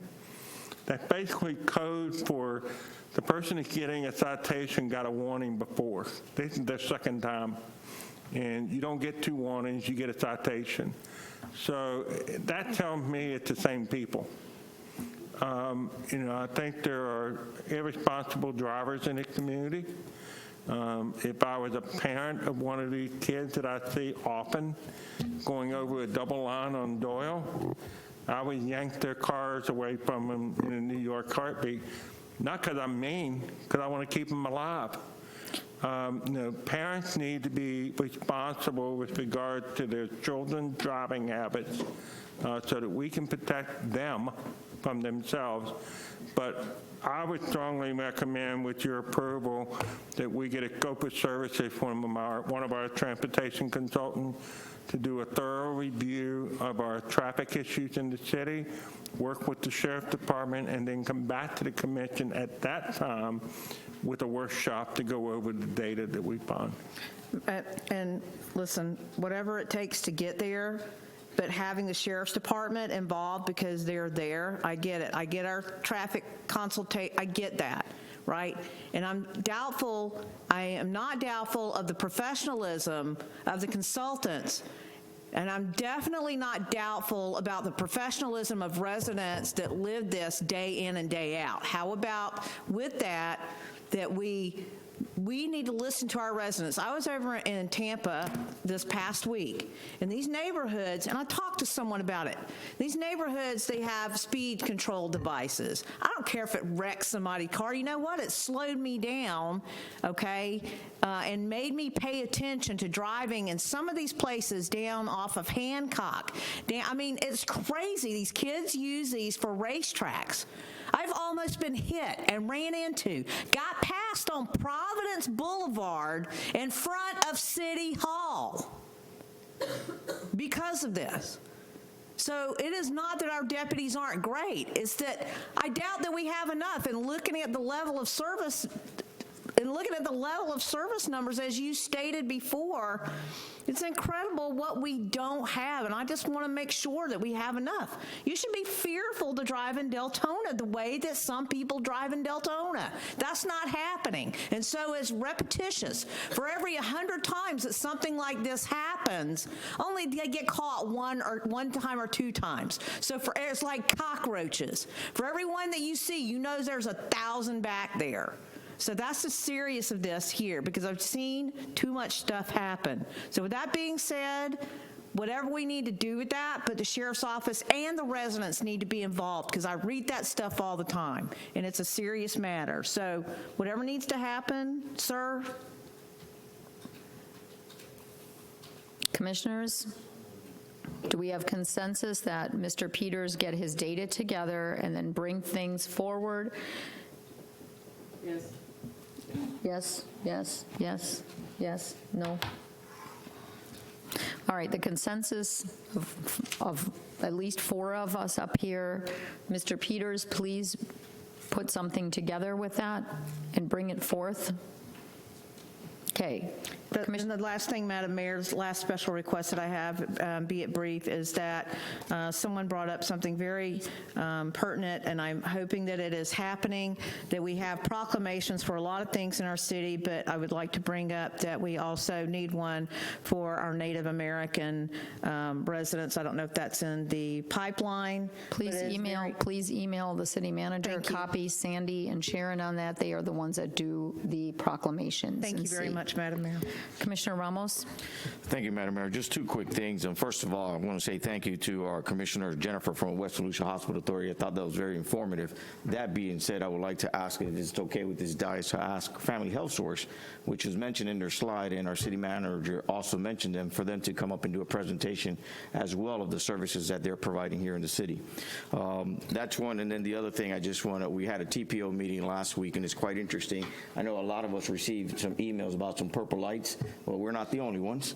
It's throughout the county, and I think it's even outside of the state as well. And it's been a malfunction of the lights, and that's being taken care of. Okay.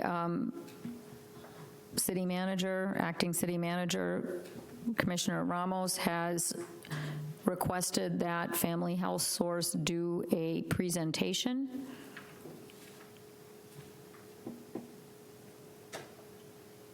Commissioners, do we have consensus on that? Yes.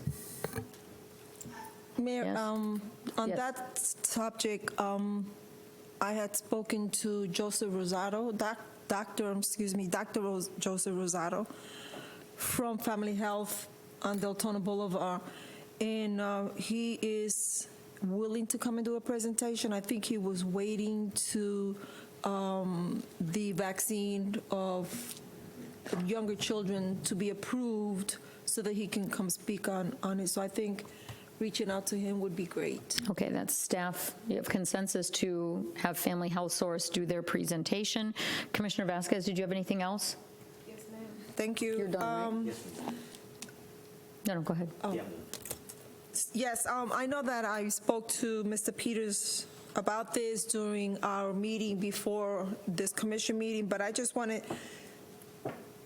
to be repeated for our residents because I have been getting questions. So the status of the bathroom on Lombardi Park. Can you tell us what the status of, because right now there's nothing there, and as I mentioned to you, my concern is that We will do a presentation on the 15th with status report on several of our parks that have projects going on. We have had problems with regard to the supply chain, but I will have the Parks and Rec staff here on the 15th to give an update on Manny Rodriguez bathroom, the bathroom at Lombardi, and other locations that we have projects going on, and give you all an update on where we stand. okay, because my concern is that there's new piping installed, but it's out in the open, so I just don't want anyone to go vandalize the pipes that are already there, and then we have to do it again. But going back to the comments about the parks before, I just want to say that since the basketball court in this park, which a lot of people don't even know about, which is Fireman's Park, has not been empty since that court was fixed and made new. It's practically full every evening with young people and, their parents playing basketball in that park. So that was it for the request. Thank you. Thank you, Commissioner Sosa, and then Vice Mayor. On special reports and requests. I just want to say I went to the job fair on 10/25 that the city sponsored. I just want to say it was very professionally set up. We had a very good turnout, and I just want to thank the city staff for going ahead and getting that going for a lot of our local businesses to get some new talent recruited. And then this past Saturday on 10:30, I was invited to a domestic violence forum with Ms. Cherise Boyd, and I just want to say it was very informative and very eye-opening, and I just want to send a thank you to her for inviting me to that forum. And my last concern is, Mr. Peters, do you have an ETA when the playground at Dwight Hawkins is going to be repaired, the depressions within the playground? If you could get an update on that, I'd appreciate it. Vice Mayor? So we had our Volusia County Oversight Committee meeting. We have 2 of these meetings a year. I did forward the information over. Obviously, I can't forward it to you guys. I just recently forwarded it over. They sent us a presentation from the Oversight Committee. I encourage y'all to kind of go over the statistics.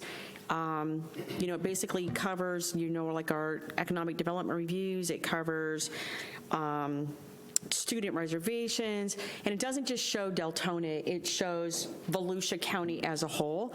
So I don't know if you had a chance to forward that over yet or not, but the statistics of what is happening in the whole county versus Deltona, it's very interesting. So if you hadn't got it, I'll re-forward it over because I know I was having problems with getting it out, but I just encourage y'all to take a look at that and go over it, and if you have any questions, just let me know. Thanks. Okay, thank you, Vice Mayor. And I just wanted to let everyone know that the Volusia League of Cities is considering, we have a board meeting in 2 weeks, and they are considering doing a dinner in December, and then the Distinguished Service Awards banquet in January. The Distinguished Service Awards banquet was originally scheduled for the beginning of September, and due to the rise in COVID, that was postponed. So we will have an executive board meeting a week from tomorrow, and then we will let you know, or the clerk's office will get all the information to see when, if anybody wrote in, put in any nominations for any of our staff for Distinguished Service Awards. Just know that the nominations were all put in. There was a nominating committee that looked at all of those, and hopefully we'll get those awards out to the deserving staff and citizens that were nominated across the county. It just had to be postponed, and hopefully we're looking at doing that in the second week in January, and then a dinner, the holiday dinner, probably the 1st of December, somewhere in there. But all solid information will be forthcoming. And also this week, starting Wednesday, I will be at the Florida League of Cities Legislative Conference. Wednesday, there's a mayor's crisis management session, and then there will be policy committee meetings, joint policy committee meetings for the 5 policy committees on Thursday, and there will be also multiple other classes that people can take. And I don't know if anyone else from here is going, but it will be good to get a legislative update before session begins and kind of see where everything is shaking out and see where everyone is with dollars coming down from the state, see what's available and kind of where it's being directed, and also where things are going in terms of bills and so forth. There's not a lot out there now, but things will eventually shake out. So I look forward to that. So we'll move on to City Attorney. Any comments, ma'am? City Manager, any more comments? Just one. I just want to report that Ms. Kipolo and I met with the county manager and the assistant county manager today. We had a very good dialogue. The main thing I want to say is I think that there is outstanding cooperation going on between the county and the city in this day and time, and I'm a firm believer that the public benefits from that. When we can do things more efficiently, the public benefits. So we will be bringing forward some action items based on some of the discussions today. So I'm glad to say that the city and the county are working well, and I'll just give you one example. The county is having a meeting with the Transportation Secretary next week to talk about I-4 beyond Ultimate, and in particular, the bridge at Rhode Island over I-4 and hopefully an interchange at that location. So the county's on board. The city manager from Orange City has given us a letter in support of such bridge. So a lot of progress is being made, and that would, having an interchange at Rhode Island would take a lot of traffic off of Saxon, which many of us would relish a lot. So we are making serious progress. Thank you, sir. Okay, we'll go to City Commission comments. We'll start with Commissioner Sosa tonight. Anything? Yes, I actually have a few things. First of all, Commissioner King, you enlisted in the Navy 51 years ago. That would put it about 1970, right in the time of Vietnam.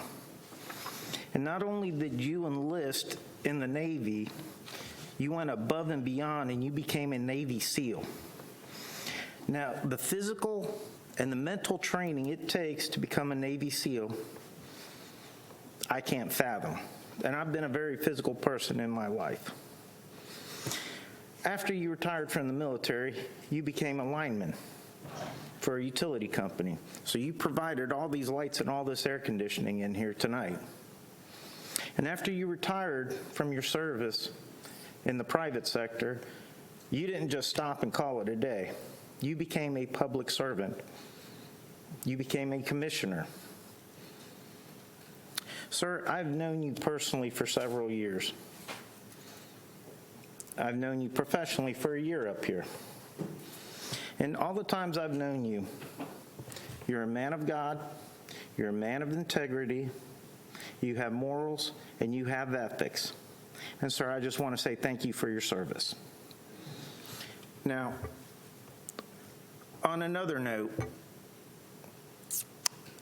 back in September,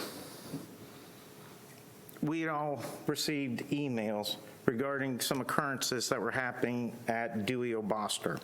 I had some residents that I met with regarding these issues. The main issue is there's a team from outside of the city that rents our football field at Dewey O'Boster. And while I don't have a problem with them renting our football field, the issue that I'm having is that as you come into the main part of Dewey O'Boster, they have a tent there with several volunteers stopping every car, creating a backup, and trying to get $7 per adult and $5 per child to cover their cost of the field rental. Now, my concern with this is we have other leagues that play in that park, and we have residents that play in that park. This team has basically created a bottleneck at the entrance of Dewey O'Boster, impacting other teams and impacting residents from use of the park. Now, I had addressed this with Mr. Peters back in September. We actually met with a couple of the folks from the Deltona Youth Soccer, and to be honest with you, I thought that was resolved, that we had taken care of it. And then Last Saturday, I'm at another event. I get a call. Hey, we're getting blocked out here again. They're stopping all the cars coming in. To me, I thought this issue had been resolved. This is an issue, I know the city manager and the deputy city manager are looking into the first incident because there was more to that than I want to disclose at this time. I'm going to give them the courtesy to do their full report on it. But when I got there, because I wanted to see with my own eyes, you know, is this not correct or is this correct? I wanted to see with my own eyes. I was in the area, so I left my function, I went there, and yes, they're stopping cars coming in.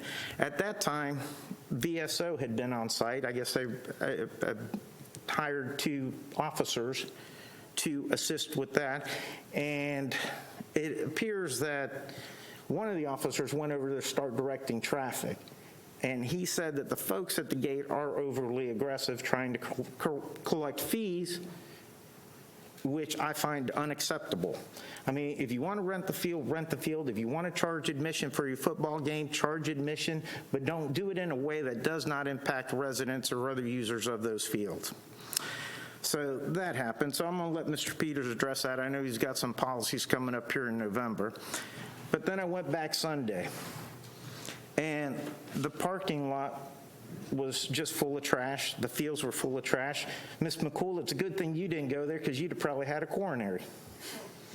So honestly, the amount we charged was like $200 to clean up. I think it cost our staff more time to clean up that park. So I think in your policy, sir, you're going to need to put some kind of a fee, a refundable fee if it's clean, non-refundable if it's not. But anyways, after I left Dewey Boster, I went to Campbell Park because we had some capital improvements there. Campbell Park was pretty busy, and it was fairly clean for the most part. For as many people, there was probably like 3 pieces of trash in the whole park on the floor. Not bad.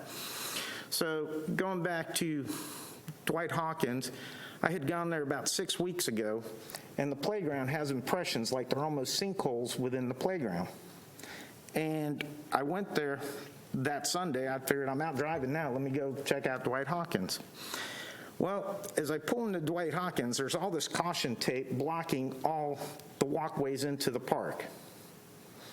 And then there's a slew of cars going down. So I pull into the parking lot, which is small anyways. I have a gentleman there telling me I can't come in here unless I'm a coach. He's telling me I can't come into a public park unless I'm a coach. So I didn't say I'm a commissioner checking anything out. There was no place to park, so I backed out and went around. I was driving down the road. There's another entrance where the field had been cleared. I pull in there. The guy stops me, says, you got to pay $7 to get in here. So I said, I'm not here for your game. He says, I don't care if you parked outside and walked in, you're paying $7. So my question is, when these teams rent these fields, do they get full exclusive use of the park, or should they just be charging for the field? We need a policy in place, and we're going to have to do something better, because I did go back to that park this Sunday, and I'll tell you what, there were quite a few people at that park playing basketball and using other amenities in there that are being deprived of that when these teams are playing. Now, I did pull a public records request. I got the one from Dewey Boster, but I never got the one for Dwight Hawkins. One was issued on Saturday, one was done on Sunday. So I know I sent you an email, sir. I'd still like to get that public records request for the Dwight Hawkins Park. So that's one issue I think really needs to be addressed real soon, when residents are denied access to a public park. Let's just say Mr. Peters knows I was not happy on Sunday. He was my first call when I pulled out of the parking lot.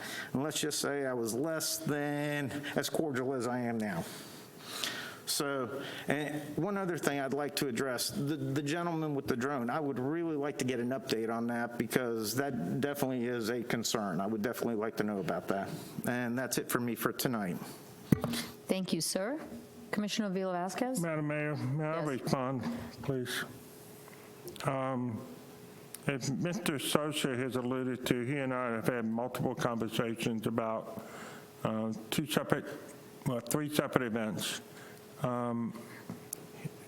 We have had some internal reviews.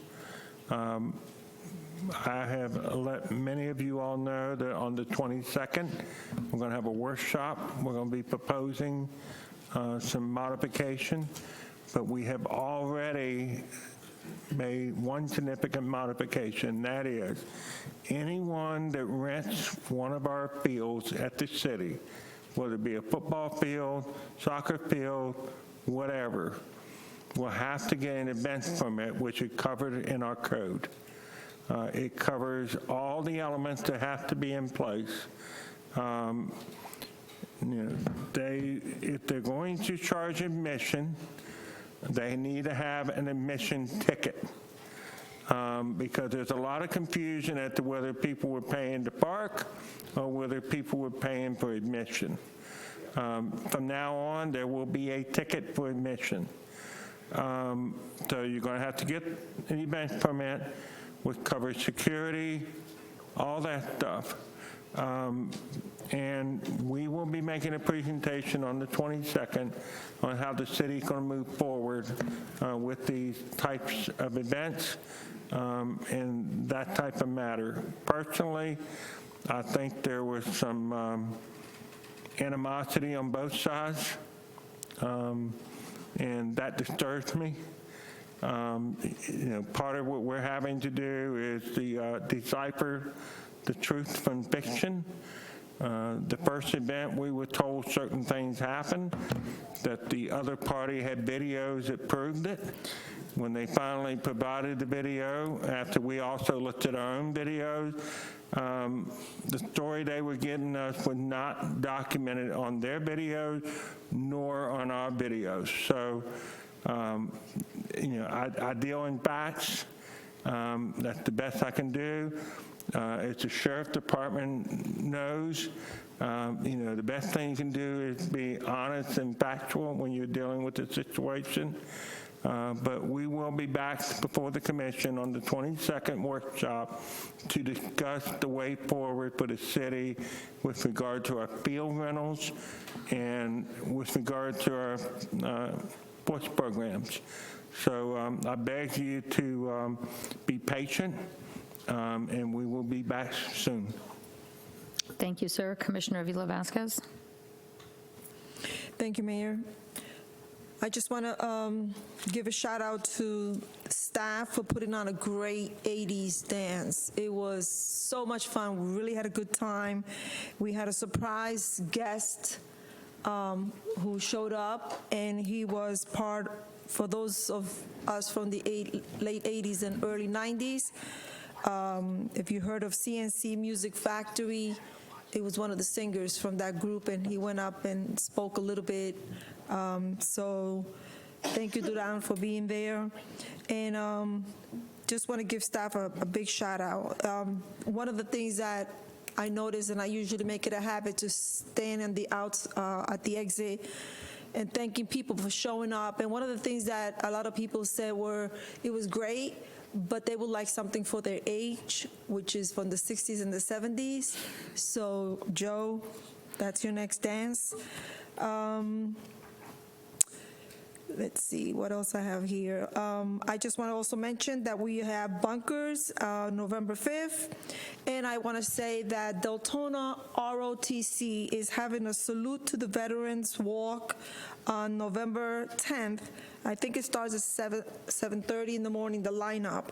And it's right in front of the Deltona High School. So anybody who wants to show up, you're more than welcome to. If you are in the military, wear your hat to show what branch you served in. And one of the comments that was made to me at the Halloween event this Saturday was they missed the haunted trail. They really do. So we might think about bringing that back next year, especially the grown-ups. The teenagers really miss the haunted trail. I think it's been 2 years since we don't have it. So other than that, just want to thank staff for this great event they had over the weekend. It was really well put together, really hardworking staff that was there, and just keep doing it. Thank you, everyone, and have a blessed day. Night. Thank you, ma'am. Vice Mayor? Yeah. Same thing. Mr. Hearn, you're doing an amazing job at the center. You and all the staff, I know. Just want to say thank you. Job fair, awesome. Staff, again, wonderful job. You guys did a great job all the way from taking the application, setting it up, and being there for the businesses. It was awesome. And again, for the Carnoween, you know, people see what they see when they get to the parks, but they don't realize what is all done behind the scenes. And that's literally a complete collaboration of every single department. And I just want to say you guys all did an amazing job. Now I'm going to address a resident comment earlier. I have owned a business in Deltona since before I was elected a commissioner years ago. The business was originally located in Mount Dora, Florida, where I said before I was even commissioner, I want to support my city, and we moved the business to Deltona Boulevard. We then drove by a very ugly, disgusting, old, abandoned 15-year-old building in 2019, where my husband and I decided to purchase and expand our business in the city of Deltona. You notice I said 2019, which was 2 years prior to a vote that said resident is speaking about. I have highly invested my business in this city because I believe in my city. I believe in my residents. I believe that this is an awesome city to have a business in. Has nothing to do with approving one subdivision, because if that was the case, we would have a whole lot of people flocking to Deltona right now to open businesses. So my business is here because I believe in Deltona, I believe in the residents, and I believe in where Deltona is going. And again, hopefully the business will be opening up before the first of the year, if not soon after. And that is because of the residents and the people here that I believe in. So it kind of yes, I'm a little upset right now because it had nothing to do with anybody, anything, anyone, and somebody insinuating I'm getting kickbacks in any reason. Come on in any time and I will gladly show you the books. So with that said, businesses, this is an awesome place. Since I've opened here, it's been a blessing. The staff is awesome to work with. The residents are awesome to work with. Deltona is a city on the move, just like we say, and this city has great places to go. And I'm very excited for the future of what's happening all around Deltona. You know, you watch the events that are taking place at the center. It's amazing when you get to see these individuals and I wish I could keep up with y'all. You know, you guys are out there. It's great. And I know we're going to look back on this in 10 years and we're going to go, gosh, do you remember that was an empty field? That used to be a cow pasture. We used to have a movie theater in the middle of the cow pasture where if we went to dinner, we were eating raw meat. So it's a blessing, and it's almost like I'm excited to see where the future of Deltona holds. You know, we have a great commission up here, and I just want to say thank you all for all your hard work and dedication. Staff, again, keep up the hard work and the dedication. And I wish y'all a blessed 2 weeks. Sorry to go on a tangent. Somebody just got under my skin. Commissioner Ramos. Thank you, Madam Mayor. Just echo in reference to all the activities that we've held and had. It's definitely been successful, but I definitely want to throw in there also our zombie walk that we had in West Crowd, which was a success, especially with the pumpkin carving. We had approximately, I think it was 33 pumpkins, and they went fast, and they were definitely asking for more. So I think definitely we're in the right direction, and let's continue moving forward. Thank you. Commissioner McCool. Thank you, Madam Mayor. I echo those also. I went to Carnoween. It was fantastic. I had a great time on Saturday night. Stopped and talked to a lot of our high schoolers because they were having a good time, and I like seeing them having a good time.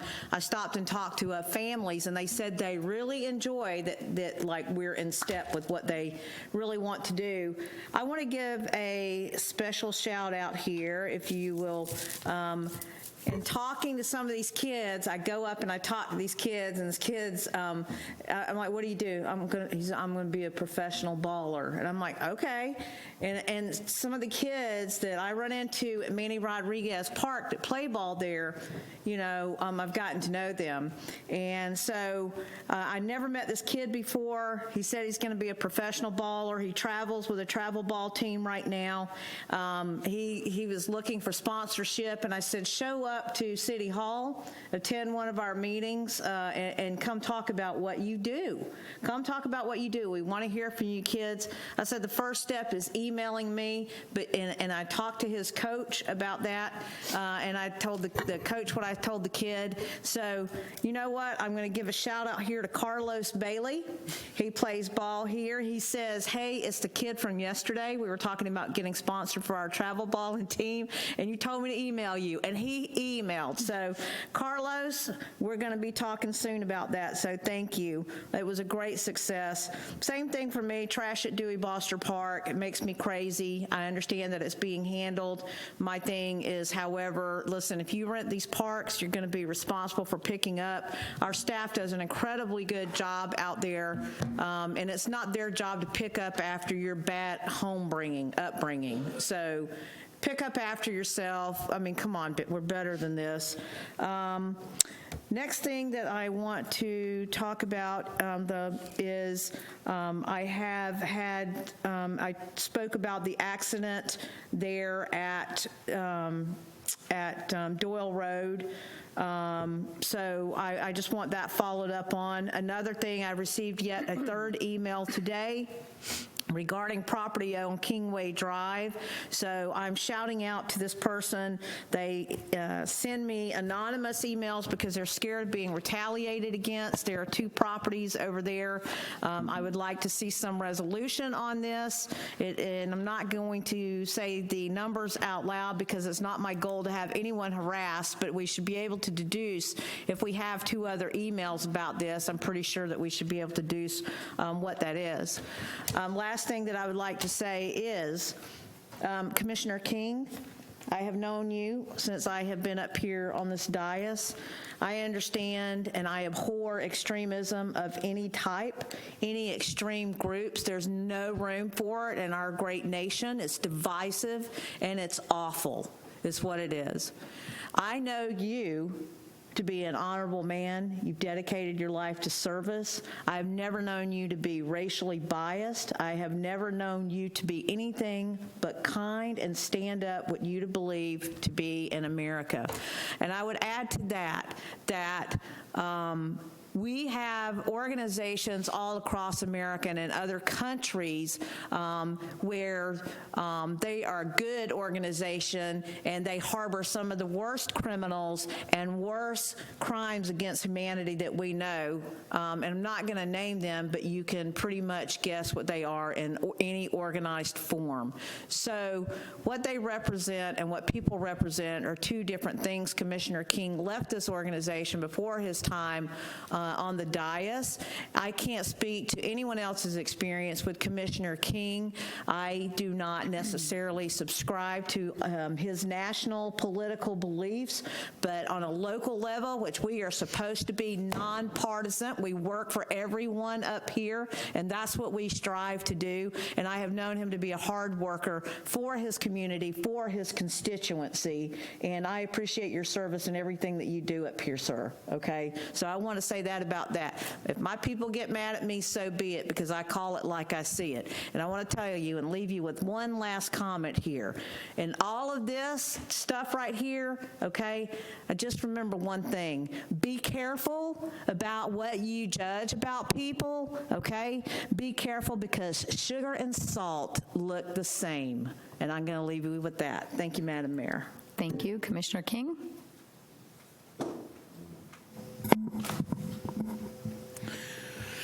I just want to say thank you to our city staff, Mr. Peters, Parks and Rec, for putting on a great Halloween event for our community. It was awesome. I have heard from so many people who loved it, can't wait for it to happen again. Can we have Halloween in 6 months? Everything that's going on at the center, sir, the job fair was awesome. I have talked to several people who are ready for another one. And some of them were very sad for whatever reason they didn't know about it, and they're ready for one. I know a lot of people that are looking for work. Believe it or not, people are looking for work. So the sooner we can do another one of those, the better off I think we're going to be, and our residents will be. I'm hoping that everyone that wants to work can go to work.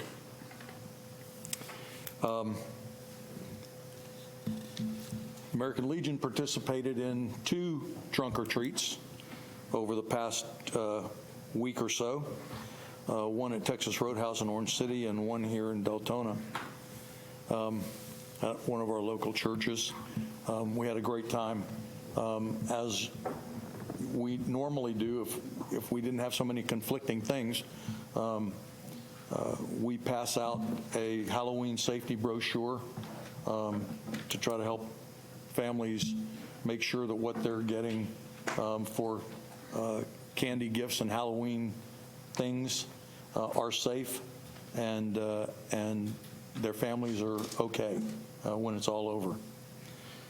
So thank you to our city staff and managers for all you're doing.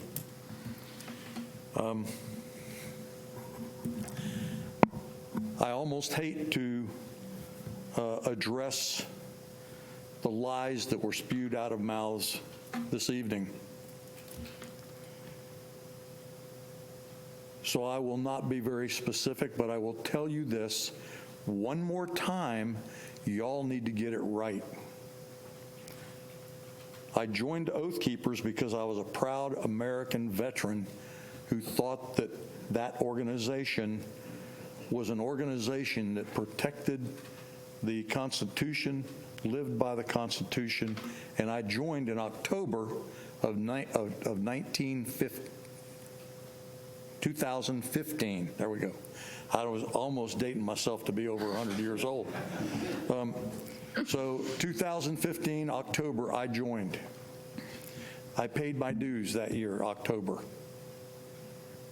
In October of 2016, I renewed my dues. And in October of 2017, I did not renew my membership. And I have not been a member of that organization, Oath Keepers, since then. Not since then. When I joined the organization, in my eyes, it was a good organization. But as Commissioner McCool just mentioned, I believe that in every organization there can be extremists. And I do not subscribe to anything that those extremists did at any time. It was alluded to in an article that I might have had prior knowledge of anything that they were doing, and I should have reported it. I wasn't a member, and I had no knowledge at all except for what all of you got when you saw it on TV, and I saw it on TV.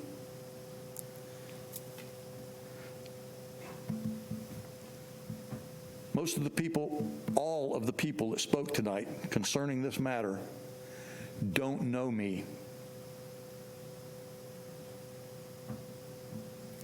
And if they did, they would know that from way back during the slavery times, my family was sympathetic, and we suffered just like some of your families did. My family died to save black people in this country. So don't go pointing your finger at this family saying that we're racist.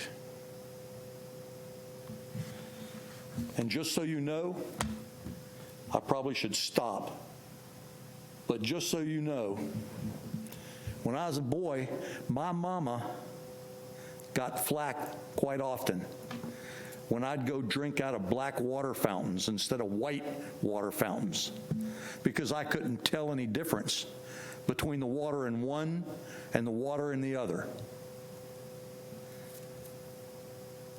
We are all human beings.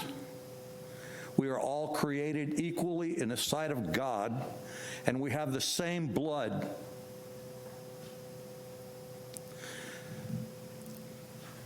And if anybody still has an issue with me, be man enough to make an appointment and sit down and talk to me instead of running your mouth to the media.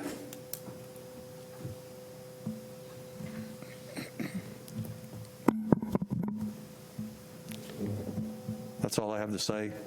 Y'all got to have a good night tonight. I get a little aggravated when people just flat out make lies. So, y'all have a good night. Thank you, sir. For my final comments, I'm just going to make a couple of them regarding Commissioner McCool's comment on the email she received.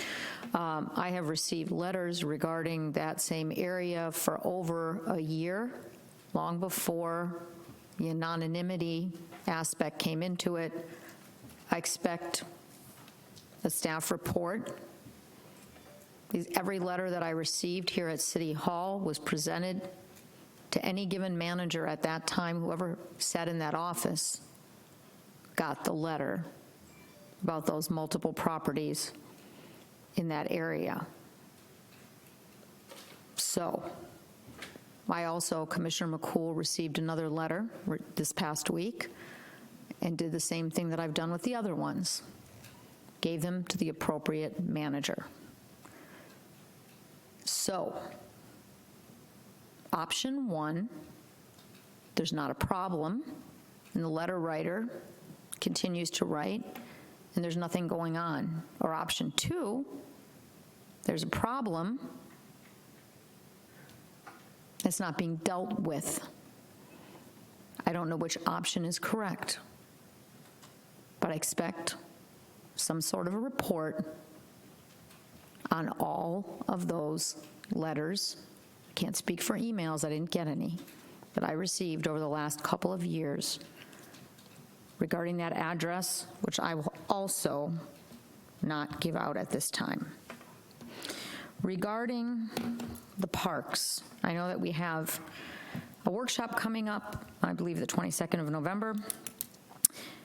For those of you interested in looking on the city's website, I encourage you to look under rental fees for the amphitheater fee schedule, to look at a professional fee schedule.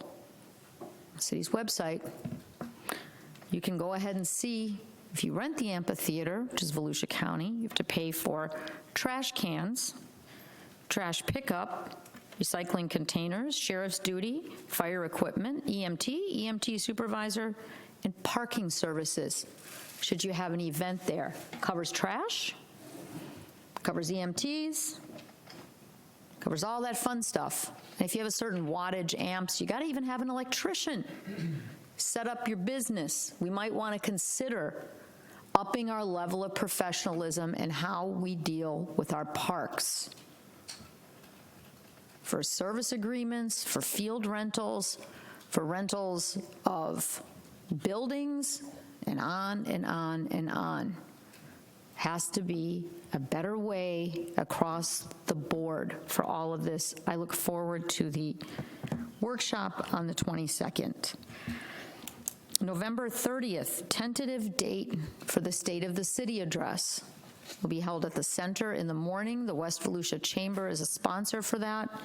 That will be a business portion. The evening, as of now, will be the same evening. It's a Tuesday night. Time to be determined, approximately 5:30, 6 o'clock. Will be also held at the center, hopefully weather permitting, outside in the garden area. for all of our residents. So pencil that in as a save the date. I would like to request from city staff that they provide budget books on the dais. Look back here. Maybe I'm blind, didn't see a budget book. Current budget book back here, please. When we have questions regarding park impact fee funds, I don't want to have to look it up online. Last comment that I have. Tonight's theme seems to be that a lot of our commissioners have some issues in our tents, and pretty much everyone's kind of made a comment regarding personal attacks or regarding things that they're unhappy with, and I understand that. I went to the Halloween event, Carnoween. Commissioner Vila Vasquez, Commissioner Ramos, and I were judges. I saw Vice Mayor there, and it was a great event. And when you look at those families and you look at Deltona, that is who we represent. We represent all those people that came out and tons more that don't even know who we are. We don't know. They don't know our face.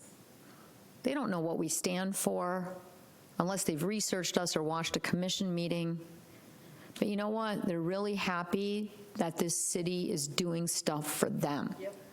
They're really happy that they have a sense of community and that we're bringing people together for whatever various events we have. And as a public servant, just as you on the dais, we all have been personally attacked. We've all had our integrity questioned. We've had our finances questioned. We've been told we get kickbacks and all that rich stuff. Listen, if I got kickbacks, I wouldn't be driving a 2015 Honda with 170,000 miles on it. I'm just saying that the axle just busted. But we all sit up here, as many elected officials do in other municipalities as well, and do our best to our ability, to our belief system, to try to govern at the level closest to the people, the local government. And we're closest to the people, and sometimes that's the hardest place to be.